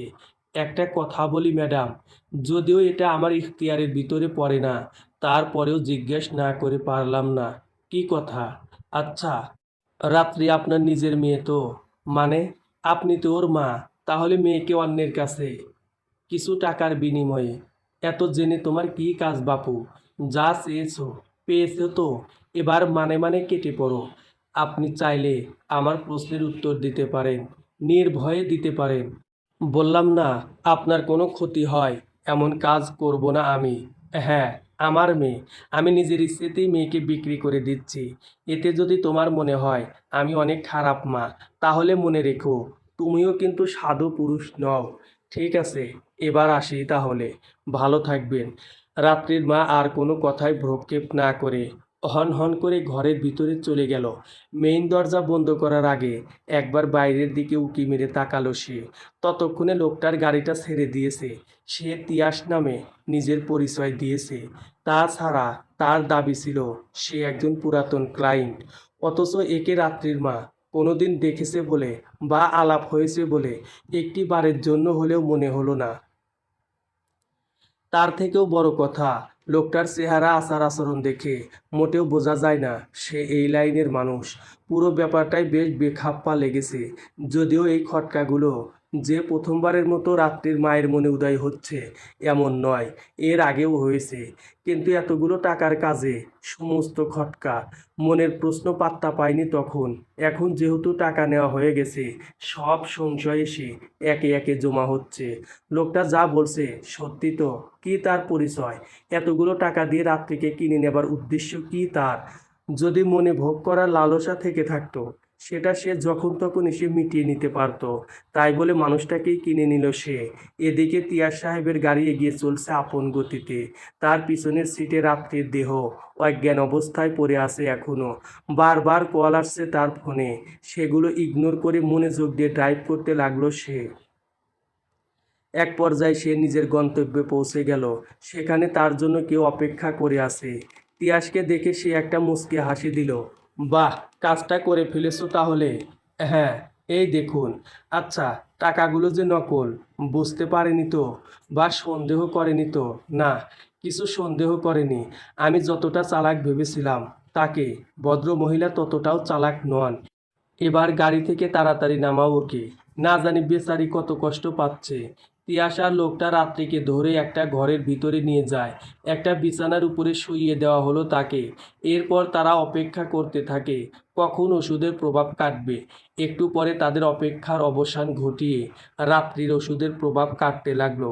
ধীরে ধীরে চোখ মেলে তাকালো সে। এই দৃশ্য দেখে আমান সাহেবের মুখে হাসি ফুটে উঠল। তিয়াস লক্ষ্য করলো তার চোখের কোণায় দুই এক ফোঁটা জল জমা হয়ে আছে। এদিকে রাত্রির মায়ের ফোনে একটা কল আসলো। ফোনটা রিসিভ করতেই চমকে উঠল সে। হ্যালো ম্যাডাম, আমি চলে এসেছি। আপনি আপনার মেয়েকে নিয়ে বের হন। কথাটা শোনা মাত্র ভদ্র মহিলার মাথায় যেন আকাশ ভেঙে পড়ল। আপনি কি মজা করছেন আমার সাথে? একটু আগে মোটা টাকার ব্রিফকেস ধরিয়ে দিয়ে আমার মেয়েকে নিয়ে গিয়ে এখন নাটক করতে এসেছেন? What nonsense! আপনি কি পাগল হয়েছেন? কে টাকা দিল আপনায়? আর কেউই বা আপনার মেয়েকে নিল? আমি তো এইমাত্র আসলাম। তার মানে আপনি আসেননি? না, আমি তো আপনাকে আগেই জানিয়ে দিলাম। আসতে আসতে রাত 10টা বাজবে, আর এখন পৌনে 10টা। ভদ্র মহিলার বুঝতে আর বাকি রইল না, কেউ চোখে ধুলো দিয়ে তার মেয়েকে নিয়ে পালিয়ে গেছে। ফোনটা ছুঁড়ে ফেলে টাকার ব্রিফকেসের দিকে ছুটে গেল সে। অমনি সেই ব্যক্তি এসে ঘরের ভিতরে ঢুকে পড়ল। সেও তার সাথে ছুটে গেল। রাত্রির মা হা হুতাশ করতে করতে ব্রিফকেসটা হাতে নিল। তারপর মেঝেতে বসে পড়ে। লোকটা ব্রিফকেস থেকে একটা টাকার বান্ডেল তুলে পরখ করতে লাগলো। সর্বনাশ, এগুলো তো সব ফেক টাকা। কি বলছো তুমি? এগুলো এগুলো আসল টাকা নয়। না, এখানের একটা নোটও আপনি কাজে লাগাতে পারবেন না। কে দিয়েছে আপনার এগুলো? বললাম না, একটু আগে একটা লোক টাকা দিয়ে আমার মেয়েকে নিয়ে গেছে আমার থেকে। সেই দিয়েছে। আপনাকে চূড়ান্ত বোকা বানানো হয়েছে ম্যাডাম। এটা কি করলেন আপনি? নিজের সর্বনাশ তো নিজেই করলেন, সাথে আমারও। এবার আমি বসকে কি জবাব দেব? ভুল করেছি আমি, তাকে বিশ্বাস করে ভুল করেছি আমি। আমার টাকা তো গেলই, সাথে মেয়েও। এবার কি করব আমি? কি আর করবেন? বসে বসে কপাল চাপড়ান। আসলে আপনাদের মতো অতি লোভী মানুষদের সাথে এমনটাই হয়। টাকার লোভে হিতাহিত জ্ঞানশূন্য হয়ে পড়েন আপনারা। আমি ছাড়বো না, কিছুতেই ওকে ছাড়বো না। একবার খুঁজে পাই, তারপর কি অবস্থা করব ও নিজেই ভাবতে পারছে না। সেই আশাতেই প্রহর গুনতে থাকেন। একটা সত্যি কথা বলতে কি জানেন, আপনি নিজেকে যতটা চালাক মনে করেন ততটাই বোকা। বাই দা ওয়ে, আমি গেলাম। ভালো থাকবেন, নিজের খেয়াল রাখবেন। এই বলে লোকটা চলে গেল। এদিকে টাকা আর মেয়ে হারানোর শোকে হতবিহ্বল ভদ্র মহিলা পুলিশের কাছে সাহায্য চাইতে যাবে। সেটা করতে গেলে সে নিজেই আগে ফাঁসবে, এটা ভালো করেই জানা তার।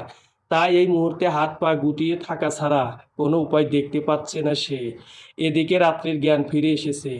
ধীরে ধীরে চোখ মেলে তাকাতে লাগলো সে। ঠিক তখন আমান সাহেব ওর সামনে থেকে সরে পড়ে, কারণ সে চায় না রাত্রি এই মুহূর্তে তাকে দেখে ফেলুক। নিজেকে একটা অপরিচিত জায়গায় দেখে বেশ ভরকে গেল রাত্রি। এ কি, আমি এখানে? আর আপনি কে বলুন তো? তিয়াসকে উদ্দেশ্য করে প্রশ্ন। আপনি আমাকে চিনবেন না, আমার নাম তিয়াস, আর এটা আমারই ঘর। মানে, আপনি আমাকে এখানে কেন নিয়ে এসেছেন? আর আমি? রাত্রির সবটা মনে পড়তে লাগলো। মায়ের সাথে চা খেতে খেতে গল্প করা, এখানে খেতে খেতে বলতে পান করা বোঝানো হয়েছে। তারপর হঠাৎ করে মাথায় যন্ত্রণা অনুভব করা। এরপর আর কিছু মনে নেই রাত্রির। তবে সে এইটুকু বুঝতে পেরেছে, চাটা খেয়ে নিশ্চয়ই অজ্ঞান হয়ে গিয়েছিল। কিন্তু তারপরে এই লোকটার সাথে এখানে এলো কি করে বুঝতে পারছে না। কি হলো? কিছু মনে পড়লো কি? হ্যাঁ, মনে পড়েছে খানিকটা। আমি আমার বাড়িতে জ্ঞান হারিয়েছিলাম। তখন তো মা ছিল আমার সাথে। তারপর আপনার এখানে কি করে চলে আসলাম আমি? একটু পরিষ্কার করে বলবেন আমায়? আমি আপনাকে এখানে নিয়ে এসেছি। কেন আমাকে নিয়ে এসেছেন এখানে? আমাকে প্লিজ বাসায় পৌঁছে দিন। বাবা মা নিশ্চয়ই চিন্তা করছে আমার জন্য। না, এখন তো আর সেটা সম্ভব নয়। আপনার যে আর যাওয়া হবে না। হট, আপনি কি জোর করে আটকে রাখতে চাইছেন আমায়? দেখুন, একদম ভালো হচ্ছে না কিন্তু। আপনাকে জোর করে আটকে রাখতে কেন যাব আমি? আপনার উপর আমার সম্পূর্ণ অধিকার। সেই অধিকার বোধ থেকেই বলছি, কোথাও যাওয়া হবে না আপনার। অধিকার? কিসের অধিকার? আপনার মা একটা মোটা অঙ্কের টাকার বিনিময়ে আপনাকে আমার কাছে বিক্রি করেছে। এখন থেকে আপনি আমার সম্পত্তি। আমি যা চাইবো আপনাকে তাই করতে হবে। তিয়াসের কথা শুনে মাথা ঘুরে গেল রাত্রির। সে কিছুতেই ওর কথা বিশ্বাস করতে চাইছে না। আমার মা আমাকে আপনার কাছে কেন বিক্রি করতে যাবে? একদম মিথ্যে বলার চেষ্টা করবেন না বলে দিচ্ছি। আমি মিথ্যা বলি না ম্যাডাম। আপনার মা সত্যিই আপনাকে আমার কাছে বিক্রি করে দিয়েছে। চাইলে প্রমাণ দিতে পারি আমি। আপনার কোনো কিছুই বিশ্বাস করি না আমি। ঠিক আছে, আপাতত 1 সেকেন্ডের জন্য হলেও এই ভিডিওটা বিশ্বাস করে দেখুন। আশা করি সবটা বুঝতে পারবেন। এই বলে তিয়াস তার ফোন থেকে টাকা ট্রান্সফারের ভিডিওটা রাত্রির চোখের সামনে ধরল। পুরো ভিডিওটা দেখে মুখে হাত দিয়ে বিছানার উপরে বসে পড়ল রাত্রি। না, আমি এটা বিশ্বাস করি না। আমার মা কিছুতেই এটা করতে পারে না আমার সাথে। আমি বুঝতে পারছি একজন মেয়ের কাছে এটা বিশ্বাস করা কতটা কষ্টদায়ক। কিন্তু সত্যি তো এটাই, আপনার মা টাকার জন্য নিজের মেয়েকে একটা পরপুরুষের হাতে তুলে দিতে দ্বিধাবোধ করেনি। আর শুধু এইটুকু না, আপনি ভাবতেও পারবেন না আপনার মা টাকার জন্য এতদিন ধরে আর কি কি করে করে এসেছে আপনার সাথে। কি করেছে আমার সাথে বলুন আমায়। সেটা শুনলে সহ্য করতে পারবেন না আপনি। হয়তো তখন আপনাকে বাঁচাতেই পারবো না আমি। না, আপনি বলুন, আমি সহ্য করে নেব। বলুন। আমার মা আর কে কে করেছে আমার সাথে। তিয়াস দেখতে পাচ্ছে রাত্রে দু চোখ বেয়ে জল গড়িয়ে পড়ছে, আর একটু হলেই হাউমাউ করে কান্না করে এমন পরিস্থিতি। কিন্তু তারপরেও আজকে সত্যিটা বলতেই হবে রাত্রিকে। এতগুলো বছর ধরে বাবা মা তাকে অন্ধকারে রেখে যে চরম সর্বনাশ করেছে ওর, রাত্রির চোখের উপর থেকে সেই অন্ধকারের পর্দা সরাতে হবে। নয়তো নিজের প্রতি হওয়া সকল অন্যায়ের কারণ অনুসন্ধান আর তার যোগ্য জবাব কি করে দেবে সে। কি হলো, বলছেন না কেন? প্লিজ চুপ করে থাকবেন না। ঠিক আছে, আমি বলছি।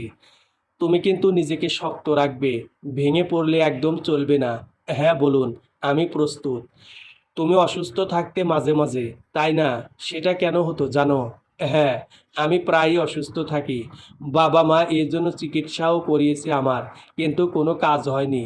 মিথ্যে কথা। কেউ তোমার কোনো সঠিক চিকিৎসা করেনি, কারণ তোমার অসুস্থতার জন্য আর কেউ নয়, একমাত্র তারাই দায়ী। আপনার কথা বুঝলাম না ঠিক। আমাকে অসুস্থ করে রেখে বাবা মায়ের কি লাভ? তোমার বাবা মা তোমাকে প্রতি রাতে ঘুমের ওষুধ খাইয়ে এক প্রকার অজ্ঞান করে রাখতো। তারপর প্রতি রাতে এক একজন করে ক্লায়েন্ট আসতো তোমার ঘরে। তোমায় দিয়ে ইচ্ছে মতো শারীরিক তাড়না মিটাতো তারা। না কোনো চিৎকার, কোনো হাত পা ছোড়াছুড়ি, কোনো বাধা ছাড়াই এক প্রকার নীরব ধর্ষণ করে চলে যেত তোমায়। যার বদলতে তোমার বাবা মায়ের ভাগ্যে জুটত মোটা টাকার বান্ডেল। এভাবে চলতে থাকে। প্রতি রাতে একজন পুরুষ একটা করে টাকার বান্ডেল, বা কখনো তারও বেশি। তিয়াসের মুখের কথাগুলো যেন লোহার শেলের মতো আঘাত করছে রাত্রিকে। নিজের কানে কোনোদিন এমন ভয়ঙ্কর কথা শুনতে হবে সে কল্পনাও করতে পারেনি। কথাগুলো শেষ হলে চুপ করে বসে রইল সে। শ্বাস প্রশ্বাস চলাচলের শব্দ পর্যন্ত যেন বন্ধ হয়ে এসেছে তার। তিয়াস এই দৃশ্য দেখে ভয় পেয়ে গেল। ধীরে ধীরে এগিয়ে গেল ওর দিকে। আমি আমার মনের অবস্থাটা বুঝতে পেরেছি, আর এটাও জানি কথাগুলো শুনে কোনো মানুষের ট্রমায় চলে যাওয়াটাও অস্বাভাবিক না। আমার নিজের বাবা মা এটা করলো আমার সাথে। এটা শোনার আগে সৃষ্টিকর্তা আমার মৃত্যু কেন দিল না? ক্রন্দনরত স্বরে। একদম ভেঙে পড়বেন না। যা ঘটেছে আপনার সাথে, এর জন্য বেশিরভাগ দায়ী আপনার মা। আপনার বাবা কখনোই এগুলো করতে চায়নি আপনার সাথে।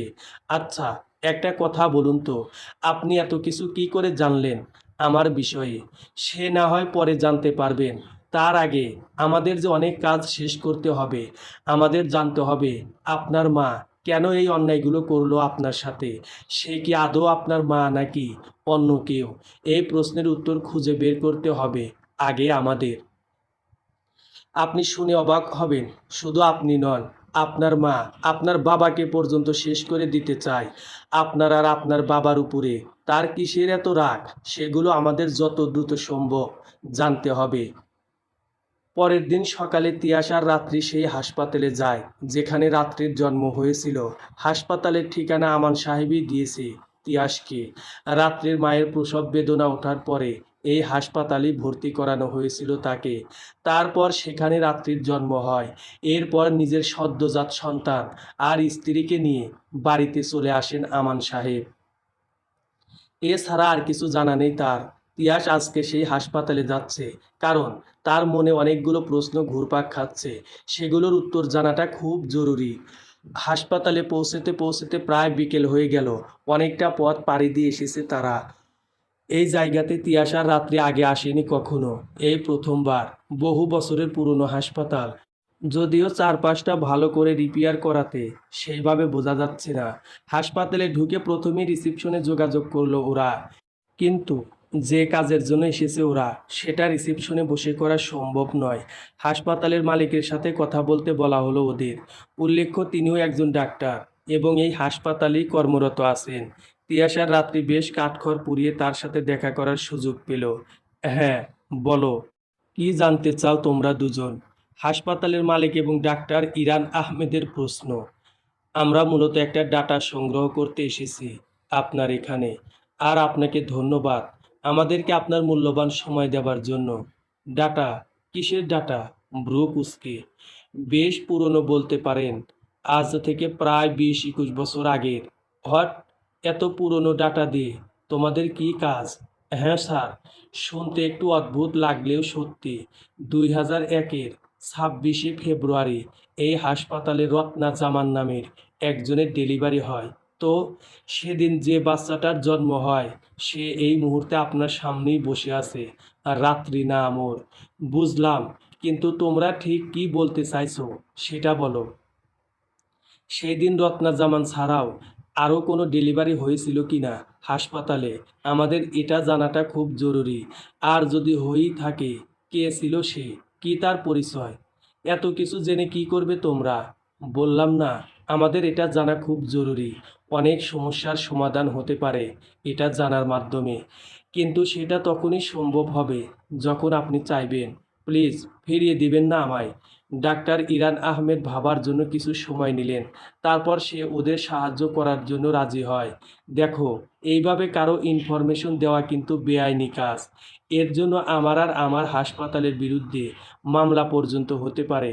কিন্তু তোমাদের দুজনকে দেখে যেটা মনে হলো, তোমরা কোনো বিপদে পড়ে এসেছো। তাই নিয়মের বাইরে গিয়ে হলেও তোমাদের আমি সাহায্য করব।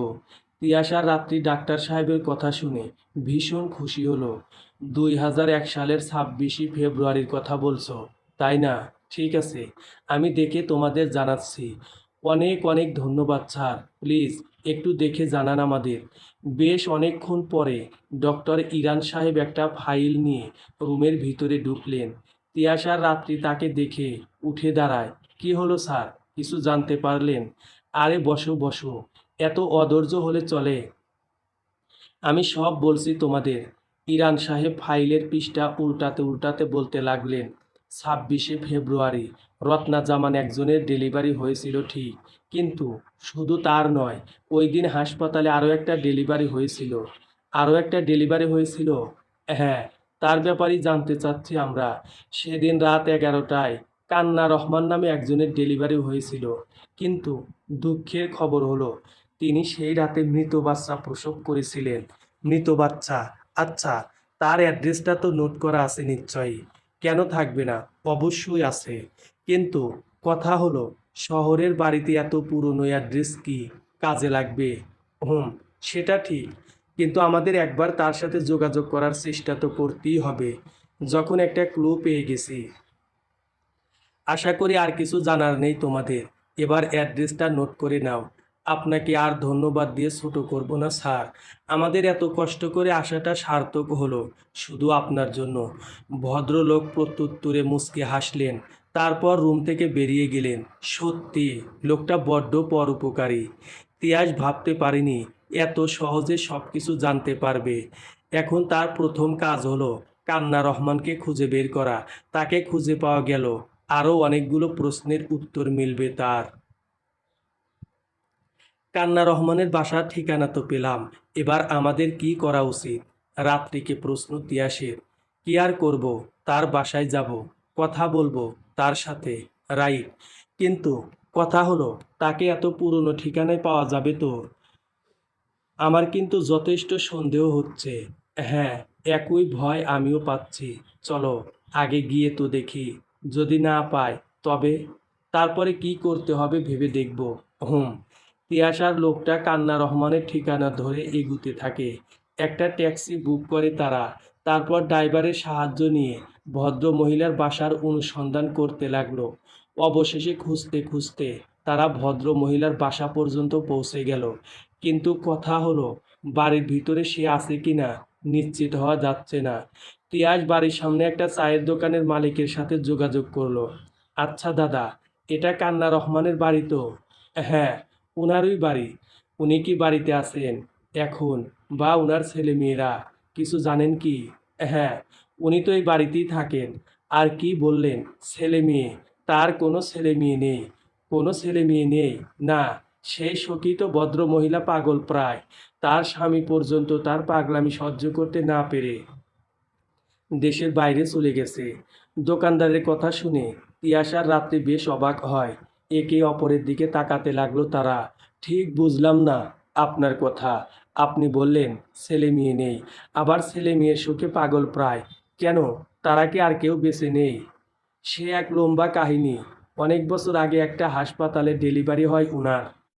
সেখানেই উনি এক মৃত বাচ্চার জন্ম দেন, কিন্তু তার দাবি সে নাকি কোনো মৃত বাচ্চার জন্ম দেয়নি, কেউ তার বাচ্চা চুরি করে মৃত বাচ্চা রেখে গেছে।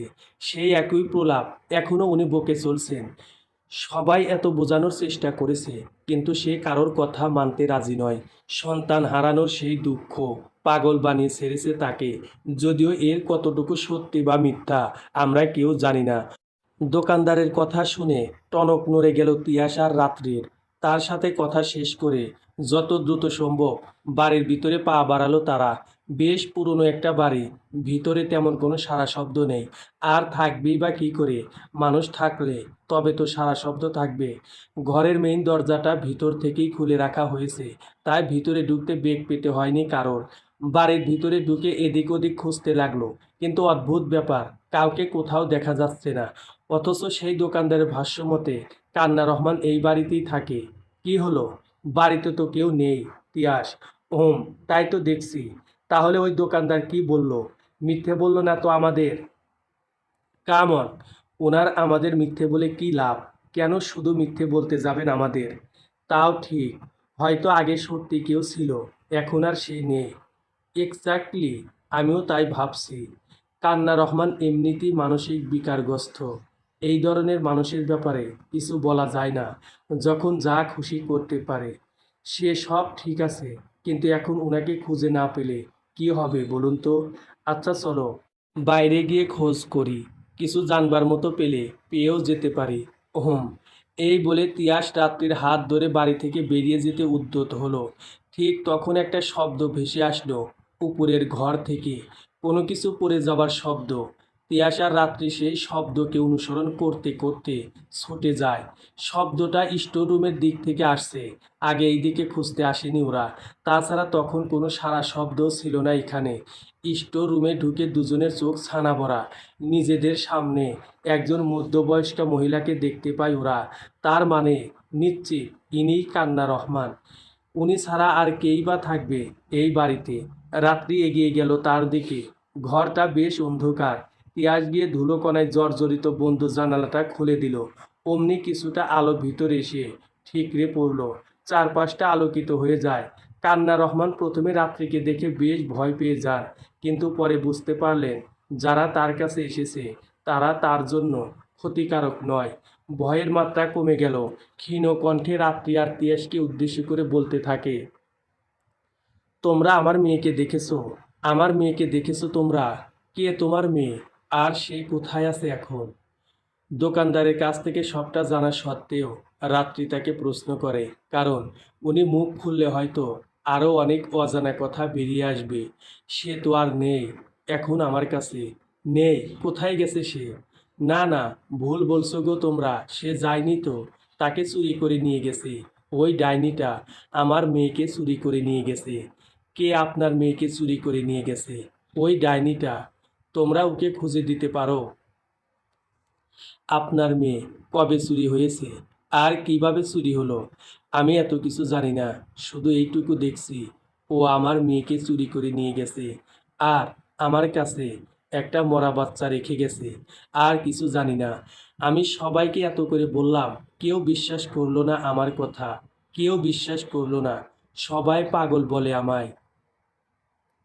কান্না রহমানের কথা শুনে বোঝা গেল উনি মোটেও মানসিক বিকারগ্রস্ত মানুষ নন।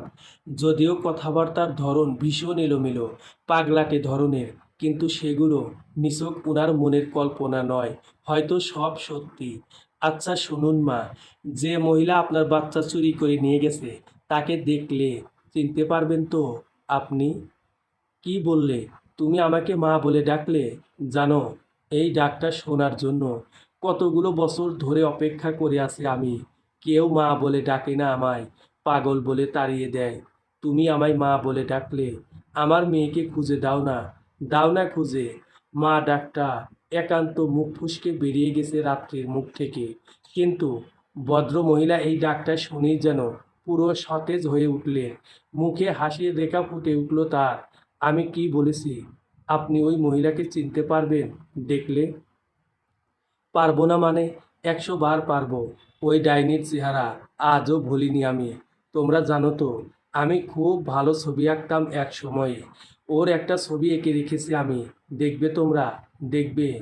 কান্না রহমানের কথা শুনে তিয়াস আর রাত্রি পরস্পরের দিকে তাকায়। তারা ভাবতেও পারছে না একটু পরে কি ঘটবে। কান্না রহমান সত্যিই কি রাত্রির মায়ের ছবি দেখাবে, নাকি অন্য কারো? এটা ভেবেই গলা শুকিয়ে যাচ্ছে রাত্রির। হ্যাঁ, দেখান, আমরাও দেখতে চাই কে আপনার এত বড় সর্বনাশ করলো। তিয়াস, দাঁড়াও দাঁড়াও, একটু দাঁড়াও, আমি আনছি। এই বলে কান্না রহমান পিছনের দিকে চলে গেলেন। একটু পরে হাতে একটা ড্রয়িং নিয়ে ফিরে আসে সে। অনেক বছর আগেই এঁকে রেখেছে বলে মনে হচ্ছে। ড্রয়িংটা এনে তিয়াস আর রাত্রির সামনে ধরলো কান্না রহমান। ছবির দিকে নির্বাক দৃষ্টিতে হা করে তাকিয়ে রইল দুজনে। তাদের মুখ থেকে কোনো আওয়াজ বের হচ্ছে না। এটা আর কারো নয়, রাত্রির মায়েরই ছবি। কান্না রহমান তার সুনিপুণ হাতে রাত্রির মায়ের অবয়ব স্পষ্ট ফুটিয়ে তুলতে শতভাগ সফল হয়েছেন। যদিও ছবিটা এখন বড্ড মলিন, কিন্তু এই মলিনতা ভিড়েও নিজের মাকে চিনতে ভুল করেনি রাত্রি। মাথায় দু হাত ঠেকিয়ে মেঝেতে বসে পড়ল রাত্রি। তিয়াসও হাঁটু গেড়ে ওর পাশে বসে। এটা আমি কি দেখলাম তিয়াস সাহেব? আমি নিজের চোখকে বিশ্বাস করতে পারছি না। তুমি যা দেখেছো আমিও তাই দেখেছি। তুমি প্লিজ এখন এতটা উত্তেজিত হইও না। উত্তেজিত হব না? কি বলছেন আপনি এগুলো? সামনে আমার নিজের মা দাঁড়িয়ে আছে, অথচ আমি কিছুই বলতে পারছি না তাকে। ক্রন্দনরত স্বরে, চুপ, একদম চুপ। এখন এই কথা উনার সামনে ভুলেও বলা যাবে না। উনি আরও বেশি উত্তেজিত হয়ে যাবেন। যদি তাই হয় আমরা আমাদের পরবর্তী কোনো কাজ করতে পারবো না। প্লিজ নিজেকে একটু সামলাও, প্লিজ, হাত জোর করছি তোমার কাছে। আপনি আসলে আমার মনের অবস্থাটা বুঝতে পারছেন না। তোমার মনের অবস্থা আমি ছাড়া কেউ ভালো বুঝতে পারে না। ট্রাস্ট মি, আমি সব ঠিক করে দেব। এখন দয়া করে নিজেকে সামলাও। সবটা এভাবে নষ্ট করে দিও না। কান্না রহমান লক্ষ্য করলেন এরা দুজন নিজে বসে কোনো বিষয়ে কথা বলছে। এই তোমরা দুজনে কি কথা বলছো? আমার মেয়েকে খুঁজে দিবে কি না? বললে না তো? হ্যাঁ, কথা দিচ্ছি আপনার মেয়েকে আপনার কাছে ফিরিয়ে দেব আমি। আর আপনার ডাইনিকেও। তখন আপনি তার শাস্তি দেবেন। তিয়াস রাত্রিকে দাঁড় করাতে করাতে বলল, তোমরা সত্যি বলছো? আমার বিশ্বাস হচ্ছে না। সত্যি তোমরা আমার মেয়েকে আমার কাছে ফিরিয়ে দেবে? হ্যাঁ, দেব, আর খুব শীঘ্রই। এটা শুনে কান্না হাত তালি দিতে দিতে আনন্দে প্রায় লাফানো শুরু করে দিলেন। এদিকে চোখ বেয়ে জল গড়িয়ে পড়ছে অনবরত। নিজের মায়ের এই দুর্দশা দেখতে পারছে না সে। এই দুঃসময়ে মাকে কিছু বলতেও পারছে না সে। এর থেকে যন্ত্রণাদায়ক আর কি হতে পারে একটা মেয়ের জন্য? আচ্ছা, কাল সকালে আমাদের সাথে আপনাকে বেরোতে হবে। আপনি যাবেন তো আমাদের সাথে? বেরোতে হবে? না না, আমি বেরোবো না। ওরা সবাই আবার পাগল বলে খেপাতে আসবে আমায়। না, এবার আর কেউ কিছু করতে আসবে না। আমরা যেভাবে বলবো সব কথা শুনবেন, ঠিক আছে? বলেছি না আপনার মেয়েকে খুঁজে দেব। তাকে খুঁজতে হবে না। অবশেষে কান্না রহমান ওদের সাথে বেরুতে রাজি হলেন। রাতটা এই বাড়িতেই থাকার পরিকল্পনা করলো তিয়াস। একজন লোক আছে যে কান্না রহমানের জন্য 3 বেলা খাবার দিয়ে যান। সেই খাবার খেয়েই এতগুলো বছর বেঁচে আছেন উনি। ভদ্রলোককে জিজ্ঞেস করতে সে উত্তর দেয় খাবারের ব্যবস্থা তার স্বামীই করে রেখে গিয়েছিলেন, যিনি কিনা এখন দেশের বাইরে থাকেন।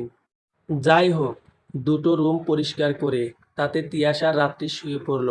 কান্না রহমান তার ঘরে। অনেক চেষ্টা করেও রাত্রি তাকে ওর ঘরে আনতে পারেনি। রাত প্রায় 2টো তখন। হঠাৎ ঘুম ভেঙে গেল রাত্রির। বুঝতে পারল নিজের বিছানায় আর নেই সে। কেউ তাকে টেনে হিঁচড়ে নিয়ে যাচ্ছে। চিৎকার করার বা কিছু দেখার উপায় পর্যন্ত নেই, কারণ তার মুখ আর চোখ তখন একটা শক্ত কাপড় দিয়ে বাঁধা। লোকটা রাত্রিকে একটা ঘরের ভিতরে নিয়ে গেল, তারপরে দরজাটা বন্ধ করে দেয়। রাত্রি ভয়ে থর থর করে কাঁপতে লাগলো। লোকটা ধীরে ধীরে এগিয়ে আসে তার দিকে। তারপর ওকে পিছন থেকে খুব বাজেভাবে জড়িয়ে ধরলো। তার উষ্ণ নিঃশ্বাস রাত্রি নিজের ঘাড়ের উপরে উপলব্ধি করতে পারছে। এরপর লোকটা রাত্রির মুখের বাঁধন খুলে দিল। কে? কে তুমি? দেখো, আমার সাথে একদম খারাপ কিছু করার চেষ্টা করবে না বলে দিচ্ছি। লোকটা তখনও চুপ, কোনো কথা বলছে না। রাত্রি এই মুহূর্তে তিয়াসের প্রয়োজন অনুভব করছে ভীষণভাবে। ও নিশ্চয়ই নিজের ঘরে অঘরে ঘুমাচ্ছে। রাত্রি এরপর বুঝতে পারল ওর বুকের উপর সে ধারালো কিছু রেখেছে, হয়তো ছুরি হবে। তারপর সেটা ধীরে ধীরে উপরের দিকে উঠতে লাগলো। এক পর্যায়ে লোকটা ছুরির অগ্রভাগ দিয়ে রাত্রির চোখের বাঁধন একটানে খুলে দিল। এরপর সে রাত্রিকে নিজের দিকে টেনে নেয়, তার ছুরিটা রাত্রির গলা বরাবর। লোকটার হিংস্র চেহারা দেখে দেখে আঁতকে উঠল রাত্রি। অস্পষ্ট স্বরে সে বলে উঠল, তিয়াস, তুমি? তিয়াস রাত্রিকে কিছু বুঝে ওঠার সুযোগ না দিয়েই গলায় ছুরিটা চালিয়ে দেয়। অমনি প্রকাণ্ড এক চিৎকার দিয়ে ঘুম থেকে জেগে গেল রাত্রি। সারা শরীর ঘেমে একাকার তার। ওর চিৎকার শুনে পাশের ঘর থেকে তিয়াস ছুটে এলো। আরে, কি হলো তোমার? এভাবে চিৎকার করছো কেন? একদম কাছে আসবে না আমার, একদম কাছে আসবে না। রাত্রি তিয়াসকে উদ্দেশ্য করে চেঁচিয়ে বলছে, আরে বাবা, হয়েছেটা কি? এমন করছো কেন? তুমি আমার কাছে আসবে না বললাম না? আমার মনে হচ্ছে তুমি বাজে কোনো স্বপ্ন দেখেছো। দেখো, এইভাবে ভয় পাবার কিছু নেই। তিয়াস দেখতে পাচ্ছে রাত্রি ওকে দেখে রীতিমতো আতঙ্কে কাটা হয়ে আছে। রাত্রির বারণ অগ্রাহ্য করে ধীরে ধীরে ওর দিকে এগিয়ে গেল। আমার কাছে আসছো কেন? বলছি না, দূরে সরে যাও আমার থেকে। দূরে সরে যাবার জন্য তো আসিনি আমি। তুমি আমার কথা বুঝতে পারছো না কেন? কাছে আসার জন্য আসোনি, মানে খুন করতে এসেছো আমায়, তাই না? তিয়াস ভালো করেই বুঝতে পারছে রাত্রি নিশ্চয়ই কোনো দুঃস্বপ্ন দেখেছে, তাই এমন ভুলভাল বকছে। ওর মনের ভয় কাটাতে না পারলে মুশকিল হয়ে যাবে। প্লিজ সরে যাও আমার থেকে। আমার ভয় করছে তোমায় দেখে। কেন ভয় করছে? আমি বাঘ না ভাল্লুক নাকি অন্য কিছু? আমি জানি না, কিচ্ছু জানি না। সরে যাও তুমি। তিয়াস রাত্রির আরও কাছাকাছি চলে আসে। তারপর ওকে নিজের বুকে জড়িয়ে ধরলো। রাত্রি তখনও ফুপিয়ে ফুপিয়ে কাঁদছে। কি হলো? এখনো কি ভয় করছে আমাকে দেখে? দেখো, আমি তোমার কত কাছে চলে এসেছি। রাত্রি আর কোনো কথা না বলে চুপ করে রইল। ধীরে ধীরে ঘোর কাটতে লাগলো তার। এক পর্যায়ে পুরোপুরি শান্ত হয়ে গেল সে। কি, এবার মাথাটা ঠিক হলো তো? সরি, আমি মনে হয় একটু বেশি রিয়েক্ট করে ফেলেছি। No, it's okay. আমি বুঝতে পেরেছি।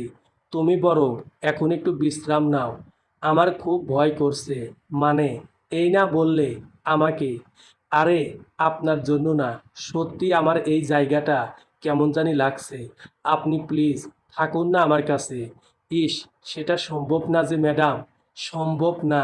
কেন সম্ভব না? একটা ছেলে এবং মেয়ে এভাবে এক ঘরে রাত কাটাতে পারে না। লোকে জেনে গেলে কেলেঙ্কারি হয়ে যাবে যে। কেউ কিচ্ছু জানবে না। আর জানলে তাতে বয়েই গেছে আমার। আপনি আমার সাথে থাকবেন, ব্যাস। আর কিছু জানি না আমি। থাকতেই হবে বলছো? হ্যাঁ, আপনি চলে গেলে আমি কিন্তু আবারও চিৎকার করব। ঠিক আছে বাবা, চিৎকার চেঁচামেচি করতে হবে না আর। আমি বরং এই চেয়ারটার উপরে বসি, আপনি নিশ্চিত ঘুমান। ওই ভাঙ্গা চেয়ার আপনার ভার নিতে পারবে বলে মনে হয়? তাহলে কি সারা রাত দাঁড়িয়ে থাকবো আমি? আপনি কি আমাকে শাস্তি দেবার পায়তারা করছেন? আমি কখন বললাম আপনি দাঁড়িয়ে থাকবেন? আপনি বরং এই পাশটায় শুয়ে পড়ুন, আমি ও পাশটায়। ছি, ছি, আপনার কি লজ্জা নেই? জেনে শুনে একটা পরপুরুষের সাথে নিজের বেড শেয়ার করতে চাইছেন? একদম লেগ পুল করার চেষ্টা করবেন না বলে দিচ্ছি। এতটা বিশ্বাস করেন আমায় আপনি? যদি সত্যি কোনো ক্ষতি করে দিই আপনার, তখন কি হবে? এত বক বক না করে শুয়ে পড়ুন তো মশাই। বড্ড ঘুম পাচ্ছে আমার। আর আপনি কেমন, সেটা কি এত সময় একসাথে থেকেও বুঝতে পারিনি আমি? কি ভেবেছেন?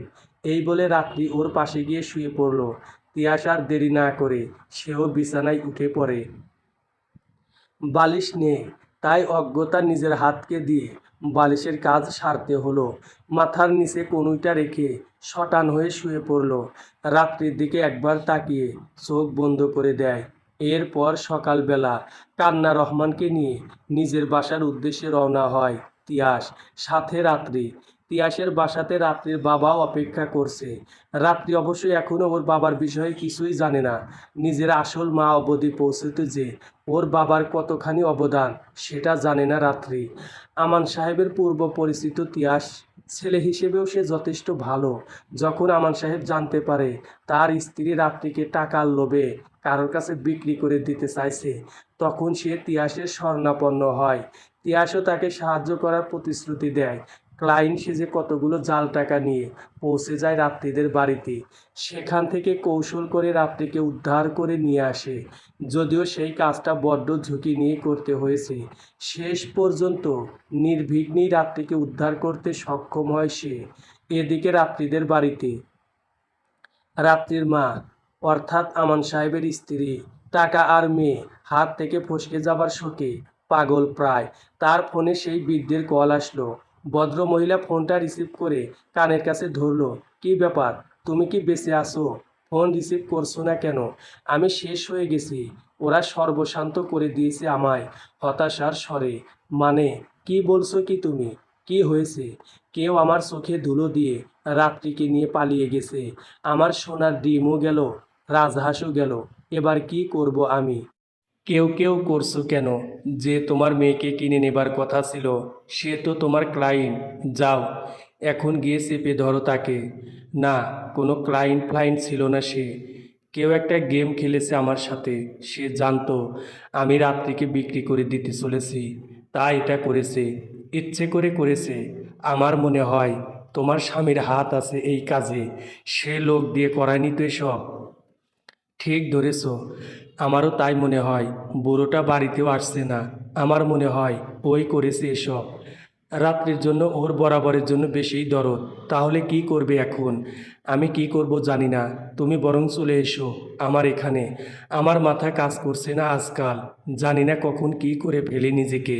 ঠিক আছে, তুমি সামলাও নিজেকে, আমি আসছি। তারপর দুজনে মিলে একটা বুদ্ধি খুঁজে বের করব। একবার ওই বুড়োটাকে পাই হাতের কাছে, আর ওর মেয়েকে। তারপর বুঝাবো আমার সাথে পাঙ্গা নেবার কী ফল হতে পারে। ওদেরও ছাড়বো না আমি, দুটোকেই দেখে নেব। যা করার ঠান্ডা মাথায় করতে হবে। আমি শীঘ্রই আসছি, তুমি নিজেকে একটু শান্ত রাখো। হ্যাঁ, এসো, তাড়াতাড়ি এসো। তিয়াস রাত্রি আর তার মাকে নিয়ে নিজের বাড়িতে চলে আসলো। সেখানে রাত্রি আমান সাহেব, অর্থাৎ নিজের বাবাকে দেখে অবাক। তিয়াস রাত্রিকে বুঝিয়ে বলে আজকে রাত্রি নিজের আসল মাকে খুঁজে পেয়েছে। যে মানুষটির জন্য সে আর কেউ নয়, তার বাবাই। আমান সাহেব রাত্রিকে উদ্ধার করার ব্যবস্থা না করলে আজ ওর সাথে আরও ভয়ানক কিছু হতে পারত। রাত্রি অবশেষে নিজের বাবাকে বুঝতে পারে। পরের দিন আমান সাহেব, তিয়াস, রাত্রি সাথে কান্না রহমানকে নিয়ে নিজের বাড়ির উদ্দেশ্যে রওনা হলো। সবার লক্ষ্য আমান সাহেবের স্ত্রী আর তার সঙ্গীকে জব্দ করা, আর তাদের থেকে সমস্ত রহস্যের উদ্ঘাটন করা। রাত্রিদের বাড়িতে সেই বৃদ্ধ এসে হাজির হয়, তার সাথে একটা মেয়ে। আমান সাহেবের স্ত্রী মেয়েটাকে দেখে বেশ অবাক হলো। এ কে? কাকে নিয়ে এলে আমার বাড়িতে? ও আমার সাথেই থাকে। দেখো, ওর চেহারাটা দেখো, অনেকটা রাত্রির মতোই, তাই না? অনেকটা অবশ্যই না, কিছুটা রাত্রির মতো। কিন্তু এ এখানে কেন? মাথায় বুদ্ধি কি ধার দিয়ে এসেছো তুমি? এতদিন রাত্রিকে দিয়ে যে কাজ করাতে, ওকে দিয়ে এখন সেটা করাবো আমরা। ব্যাস, মাস শেষে হাতে কিছু টাকা ধরিয়ে দিলেই চলবে। দেখতে রাত্রির মতো হওয়াতে কেউ কিছু বুঝতেও পারবে না। এবার আমি বুঝতে পেরেছি, সেদিন তোমার স্বামী আমার বাসায় গিয়ে ওকেই দেখতে পেয়েছিল, আর তখন তার নিজেরই মাথা ঘুরে যায়। ওকে রাত্রি ভেবে বসেছিল। তাই বলছি, মানুষকে ধোঁকা দিতে সমস্যা হবে না আমাদের। এটা তো খুব ভালো প্রস্তাব। আচ্ছা, ও কি রাজি হবে? রাজি হবে না মানে? রাজি না হলে জোর করে করাবো, সেসব তুমি আমার উপরে ছেড়ে দাও। এই নিয়ে চিন্তা করো না। ওহম, ঠিক আছে। আমার একটা ভয় হচ্ছে, যদি বুড়োটা চলে আসে তখন কি করব আমরা? কি করব সেটাই এখন জিজ্ঞেস করছো আমায় তুমি? ও এই বাড়িতে পা রাখার সাথে সাথে শেষ করে দেব। এবার এই কাজ করতে আর দেরি করব না আমি, তাতে যা হয়ে যাক। একটু পরে রাত্রির মায়ের কাছে একটা অচেনা নম্বর থেকে কল আসলো। ক্লায়েন্ট ভেবে ফোনটা রিসিভ করলো সে। আর তাই হলো। কি ম্যাডাম, ভালো আছেন তো? হ্যাঁ, বলুন, কি বলবেন? বলছি, আজ রাতে হবে, 1 ঘন্টার জন্য। হবে না মানে? জব্বর হবে, তবে টাকাটা একটু বেশি লাগবে। এখন আর পুরনো রেট নেই না, টাকা বাড়িয়েছি। টাকার কথা চিন্তা করবেন না। কখন আসতে হবে বলেন? রাত 10টার পরে আসলে ভালো হয়। চাইলে তার আগে আসতে পারেন। ঠিক আছে, রেডি করে রাখবেন, আমি যথাসময়ে পৌঁছে যাব। হ্যাঁ, আসুন। আর শুনুন, একটা কথা। কী কথা আবার? আপনার বাসায় বেশি লোকজন নেই তো? যদি তাই হয় তবে আমি পরে আসব। না, আপাতত আমরা 3জন আছি। আপনি আসতে পারেন, সমস্যা নেই। ওহ, তিনজন মানে? আপনি, আপনার মেয়ে আর আপনার স্বামী, তাই তো? আমরা তিনজনই আছি, এর বেশি না। আর আপনি এত কেন জানতে চাইছেন বলুন তো? কাস্টমার হয়ে পুলিশের মতো জেরা শুরু করেছেন দেখছি। সরি ম্যাডাম, আপনি না চাইলে বলতে হবে না। আমি এমনি জিজ্ঞেস করলাম। তিয়াস ফোনটা রেখে চিন্তিত হয়ে পড়ল। এসব কি বলছেন উনি? রাত্রি তো আমাদের সাথে, তাহলে উনি কাকে রেডি করে রাখার কথা বললেন? আবার বলছে বাসায় নাকি তিনজন আছে, তার মানে আরও কেউ আছে। হ্যাঁ, এগুলো জানার জন্যই তো তোমায় ক্লায়েন্ট সাজিয়ে ফোন করালাম। আমি ভালো করেই জানি বাসায় ওর সাথে এখন কে আছে, কিন্তু কথা হলো ও ক্লায়েন্টকে কথা দিল কার ভরসায়? আবার কার কোন অনর্থ করতে চলেছে মহিলা? আমান সাহেব, উনি মিথ্যে বলল না তো? তিয়াস, না, এই বিষয়ে সে মিথ্যে বলবে না কিছুতে। তাছাড়া এটা নিয়ে মিথ্যে বলে কী লাভ ওর? ক্লায়েন্ট ওর চেহারা দেখে টাকা দেবে না, তার জন্য কাজটা হওয়া চাই। হুম, ঠিক। তবে আমার মাথায় একটা প্ল্যান এসেছে। সেভাবে কাজ করতে পারলে আজ রাতেই সবাইকে হাতে নাতে ধরা যাবে। প্ল্যান? কীরকম প্ল্যান বলো? এরপর তিয়াশার তার পরিকল্পনা নিয়ে আমান সাহেবের সাথে আলোচনা করে। আমান সাহেবও রাজি হলো ওর কথায়। যদি পরিকল্পনা অনুযায়ী কাজ করতে পারে, আজ রাতেই রাত্রির মা আর তার সঙ্গীকে জব্দ করা যাবে। একটু পরে তিয়াস আবারও রাত্রির মাকে ফোন করে। ম্যাম, আপনাকে আমি ডাবল টাকা দেব, কিন্তু একটা কাজ করতে হবে আপনাকে। ডবল টাকার কথা শুনে লোভী মহিলা যেন আকাশের চাঁদ হাতে পেল। ভীষণ খুশি হলো সে। কী করতে হবে বলুন? আজ রাতে আমি আসবো ঠিক, তবে আমার সাথে আমার এক সঙ্গীও আসবে। আমাদের দুজনকেই সুযোগ দিতে হবে আজ। হ্যাঁ, দুজন একসাথে? কি বললেন? আবার বলেন। মহিলা তিয়াসের অদ্ভুত দাবি শুনে সত্যি ভড়কে গেল। হ্যাঁ, আমার সাথে আমার এক বন্ধুও আসবো। আজ রাতটা আপনার মেয়ের আমাদের দুজনকেই দিতে হবে। না না, সেটা কি করে হয়? আমার ছোট মেয়ে, দুজনকে একসাথে সহ্য পারবে না। আপনি টেনশন করবেন না, আমরা যা করার বুঝে শুনেই করব। আপনার মেয়ের কোনো ক্ষতি হবে না, পুরোটাই আমরা দুজন ডিল করে নেব। দেখুন, একদম বাড়াবাড়ি যেন না হয়। আমি এই শর্তে রাজি হতে পারি, তবে দ্বিগুণ নয়, 4 গুণ টাকা চাই আমার। আচ্ছা, আমি রাজি, তাই হবে। ঠিক আছে, তবে আবারও বলছি, যা করার সাবধানে।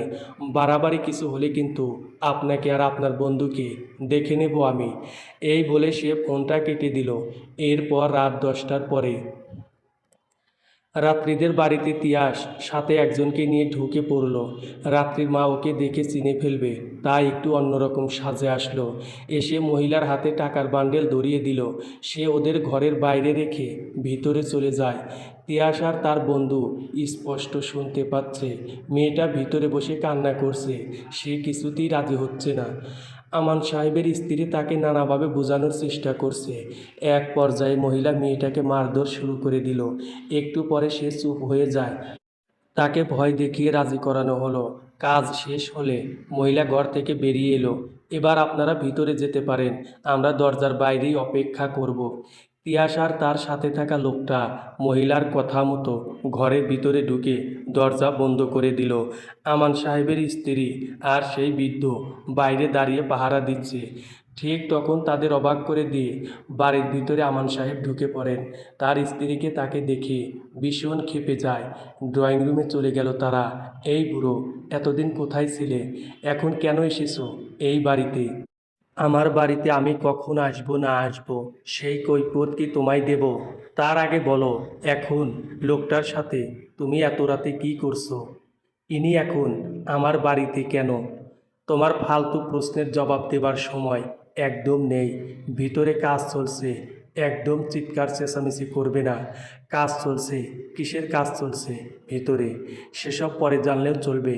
আগে বলো, রাত্রি কোথায়? ওকে কি করেছো তুমি? আমি ওকে তোমার কবল থেকে মুক্ত করে নিয়ে গেছি, কারণ ও তোমার কাছে থাকলে এতদিনে হয়তো অন্যের অত্যাচারে মরেই যেত। দেখেছো, আমি বলেছিলাম না সব এর কাজ। এই বুদ্ধি করে তোমার মেয়েকে সরিয়েছে। আজকেই শেষ করো একে, নয়তো তোমার আরও বড় সর্বনাশ করবে এই লোক। বৃদ্ধ, আমান সাহেবের স্ত্রী বৃদ্ধের কথা শুনে আরও বেশি রেগে যায়। একদম ঠিক বলেছ তুমি, আজ ওকে শেষ করেই ছাড়বো আমি, দেখি কে বাঁচায় ওকে। এই বলে মহিলা আর বৃদ্ধ আমান সাহেবকে আঘাত করতে উদ্যত হয়। ঠিক তখন তিয়াস তার সাথে থাকা লোকটাকে সাথে নিয়ে ড্রয়িং রুমে হাজির হয়। ইন্সপেক্টর, অ্যারেস্ট করুন এই মহিলাকে, সাথে এর সঙ্গীকেও। এই বলে তিয়াস ওর ছদ্মবেশ খুলে ফেলল। আমান সাহেব স্ত্রী তিয়াসকে দেখে যেন একটা হাই ভোল্টেজের শক খেলো। এ কি, তুমি তুমি কেন এসেছো আবার আমার বাড়িতে? আর ইন্সপেক্টরকে আমায় তাহলে চিনতে পেরেছেন ম্যাডাম? গুড, তাহলে এবার আমার বন্ধু আপনার আরেক ক্লায়েন্টকেও চিনে নিন। ইনিই হচ্ছেন ইন্সপেক্টর তাজ। আপনার সমস্ত কুকর্মের কথা আমরা জানলেও আইন তো জানে না, তাই আইনের চোখে আজকে সবটা পরিষ্কার করে দিলাম। স্যার, দেখুন মহিলা কিভাবে বাড়িতে মেয়েদের দিয়ে দেহ ব্যবসা করায়, এমনকি নিজের স্বামীকে পর্যন্ত শেষ করতে হাত কাঁপলো না এর। একে গ্রেফতার করুন। এরপর তিয়াস রাত্রি আর কান্না রহমানকে বাড়ির ভিতরে নিয়ে এলো। কান্না রহমানকে দেখে আমান সাহেবের স্ত্রী আবারও ভড়কে গেল। চোখের পলকে কোথা থেকে কি হয়ে যাচ্ছে কিছুই বুঝতে পারছে না সে। ইন্সপেক্টর অবশেষে তাকে আর তার বৃদ্ধ সঙ্গীকে গ্রেফতার করলো। তারপর তাদের দুজনকে বেঁধে থানায় নিয়ে যাওয়া হয়। আদালতে নিজেদের সমস্ত কৃতকর্মের কথা স্বীকার করে আমান সাহেবের স্ত্রী আর তার সঙ্গী 20 বছর আগে যখন সে জানতে পারে একটা মৃত বাচ্চার জন্ম দিয়েছে, অথচ তার পাশের কেবিনে একজন সুস্থ বাচ্চার জন্ম দিয়েছে, ভদ্র মহিলা নার্স ডাক্তারদের মোটা টাকার লোভ দেখিয়ে বাচ্চা বদল করে নেয়। অবশ্য তখন হাসপাতালে ডাক্তার ইরান ছিলেন না। উনি উপস্থিত থাকলে এই কাজ কিছুতেই হতো না। এরপর আমান সাহেব আর তার স্ত্রী রাত্রিকে নিজের মেয়ের মতো করেই লালন পালন করতে পারেন। আমান সাহেব নিজের স্ত্রীর কৃতকর্মের কথা কিছুই জানতেন না। এরপর হঠাৎ এক বিপত্তি ঘটল। মাত্র 1 মাসের মাথায় রাত্রিকে কেউ চুরি করে নিয়ে যায়। চোর সুবিধে করতে না পেরে ওকে একটা ময়লার বাক্সে ফেলে রাখে। সেখান থেকে একজন ওকে কুড়িয়ে পায়, নিজের নিঃসন্তান স্ত্রীর হাতে তাকে তুলে দেয়। তাদের ঘরেই রাত্রি ধীরে ধীরে বড় করতে থাকে। একসময় ভদ্রলোকের স্ত্রীও দুনিয়া ছেড়ে চলে গেলে মেয়ের ভালোর কথা ভেবেই রাত্রির বাবা পালিত মেয়েকে বড়লোক পরিবারের কাছে বিক্রি করে দিল। অদ্ভুতভাবে আবার নিজের পরিবারে, আবার আগের বাবা মায়ের কাছে এসেই পড়ল রাত্রি। সেখানে জীবনের বাকিটা জীবন কাটতে লাগলো তার। রাত্রির পরিবার এক পর্যায়ে ভীষণ অর্থ সংকটে পড়ে। এই থেকে বাঁচতে রাত্রির মা মেয়েকে দেহ ব্যবসায় নামিয়ে দিল। এরপর যখন দীর্ঘ বছর পরে সেই বৃদ্ধ রাত্রির লকেট নিয়ে হাজির হলো, রাত্রির মা তাকে টাকার লোভ দেখিয়ে নিজের দলে পটিয়ে নিল। রাত্রি যেহেতু তার আসল মেয়েই ছিল না কোনোদিন, তাই ওর পরিচয় উদ্ঘাটনের মাহাত্ম্য আমান সাহেবের কাছে থাকলেও তার কাছে ছিল না। রাত্রি আমান সাহেবের নিজের মেয়ে এটা জানার পরে আমান সাহেবের সামনে নিজের অর্থ উপার্জনের রাস্তা বন্ধ হয়ে যায়। অথচ তখন এটাও বলা মুশকিল ছিল ভদ্রমহিলার কাছে যে সে রাত্রিকে একজনের কোল খালি করে চুরি করে নিয়ে এসেছে। বাধ্য হয়ে স্বামীকে শেষ করে দেবার চেষ্টা করে সে।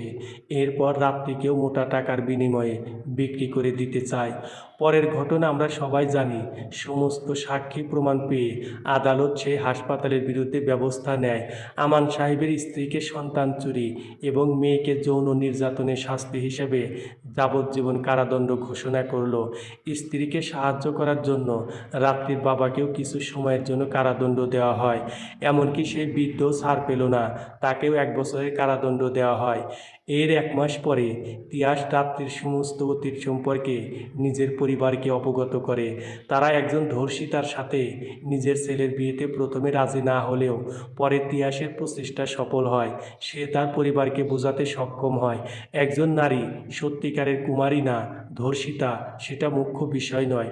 মুখ্য বিষয় তার চরিত্র, তার চিন্তাধারা। রাত্রিকে হাজার পুরুষ ভোগ করলেও তাতে তার চরিত্র বিন্দুমাত্র কলুষিত হয়নি, কারণ রাত্রি নিজের দিক থেকে সবসময়ের জন্য সৎ ছিল। তার চিন্তাভাবনা সৎ ছিল। এমন একজনকে স্ত্রী হিসেবে পেয়ে নিজেকে ধন্য মনে করে তিয়াস, এবং সে চেষ্টা করে আর কোনো কারণে যেন রাত্রিকে দুঃখ বা কষ্ট পেতে না হয়। এরপর মহা ধুমধামে তিয়াস রাত্রির বিবাহ সম্পন্ন হয়। কান্না রহমানও নিজের মেয়েকে ফিরে পেয়ে ধীরে ধীরে স্বাভাবিক জীবনে ফিরে আসতে শুরু করে। শুভ সমাপ্তি।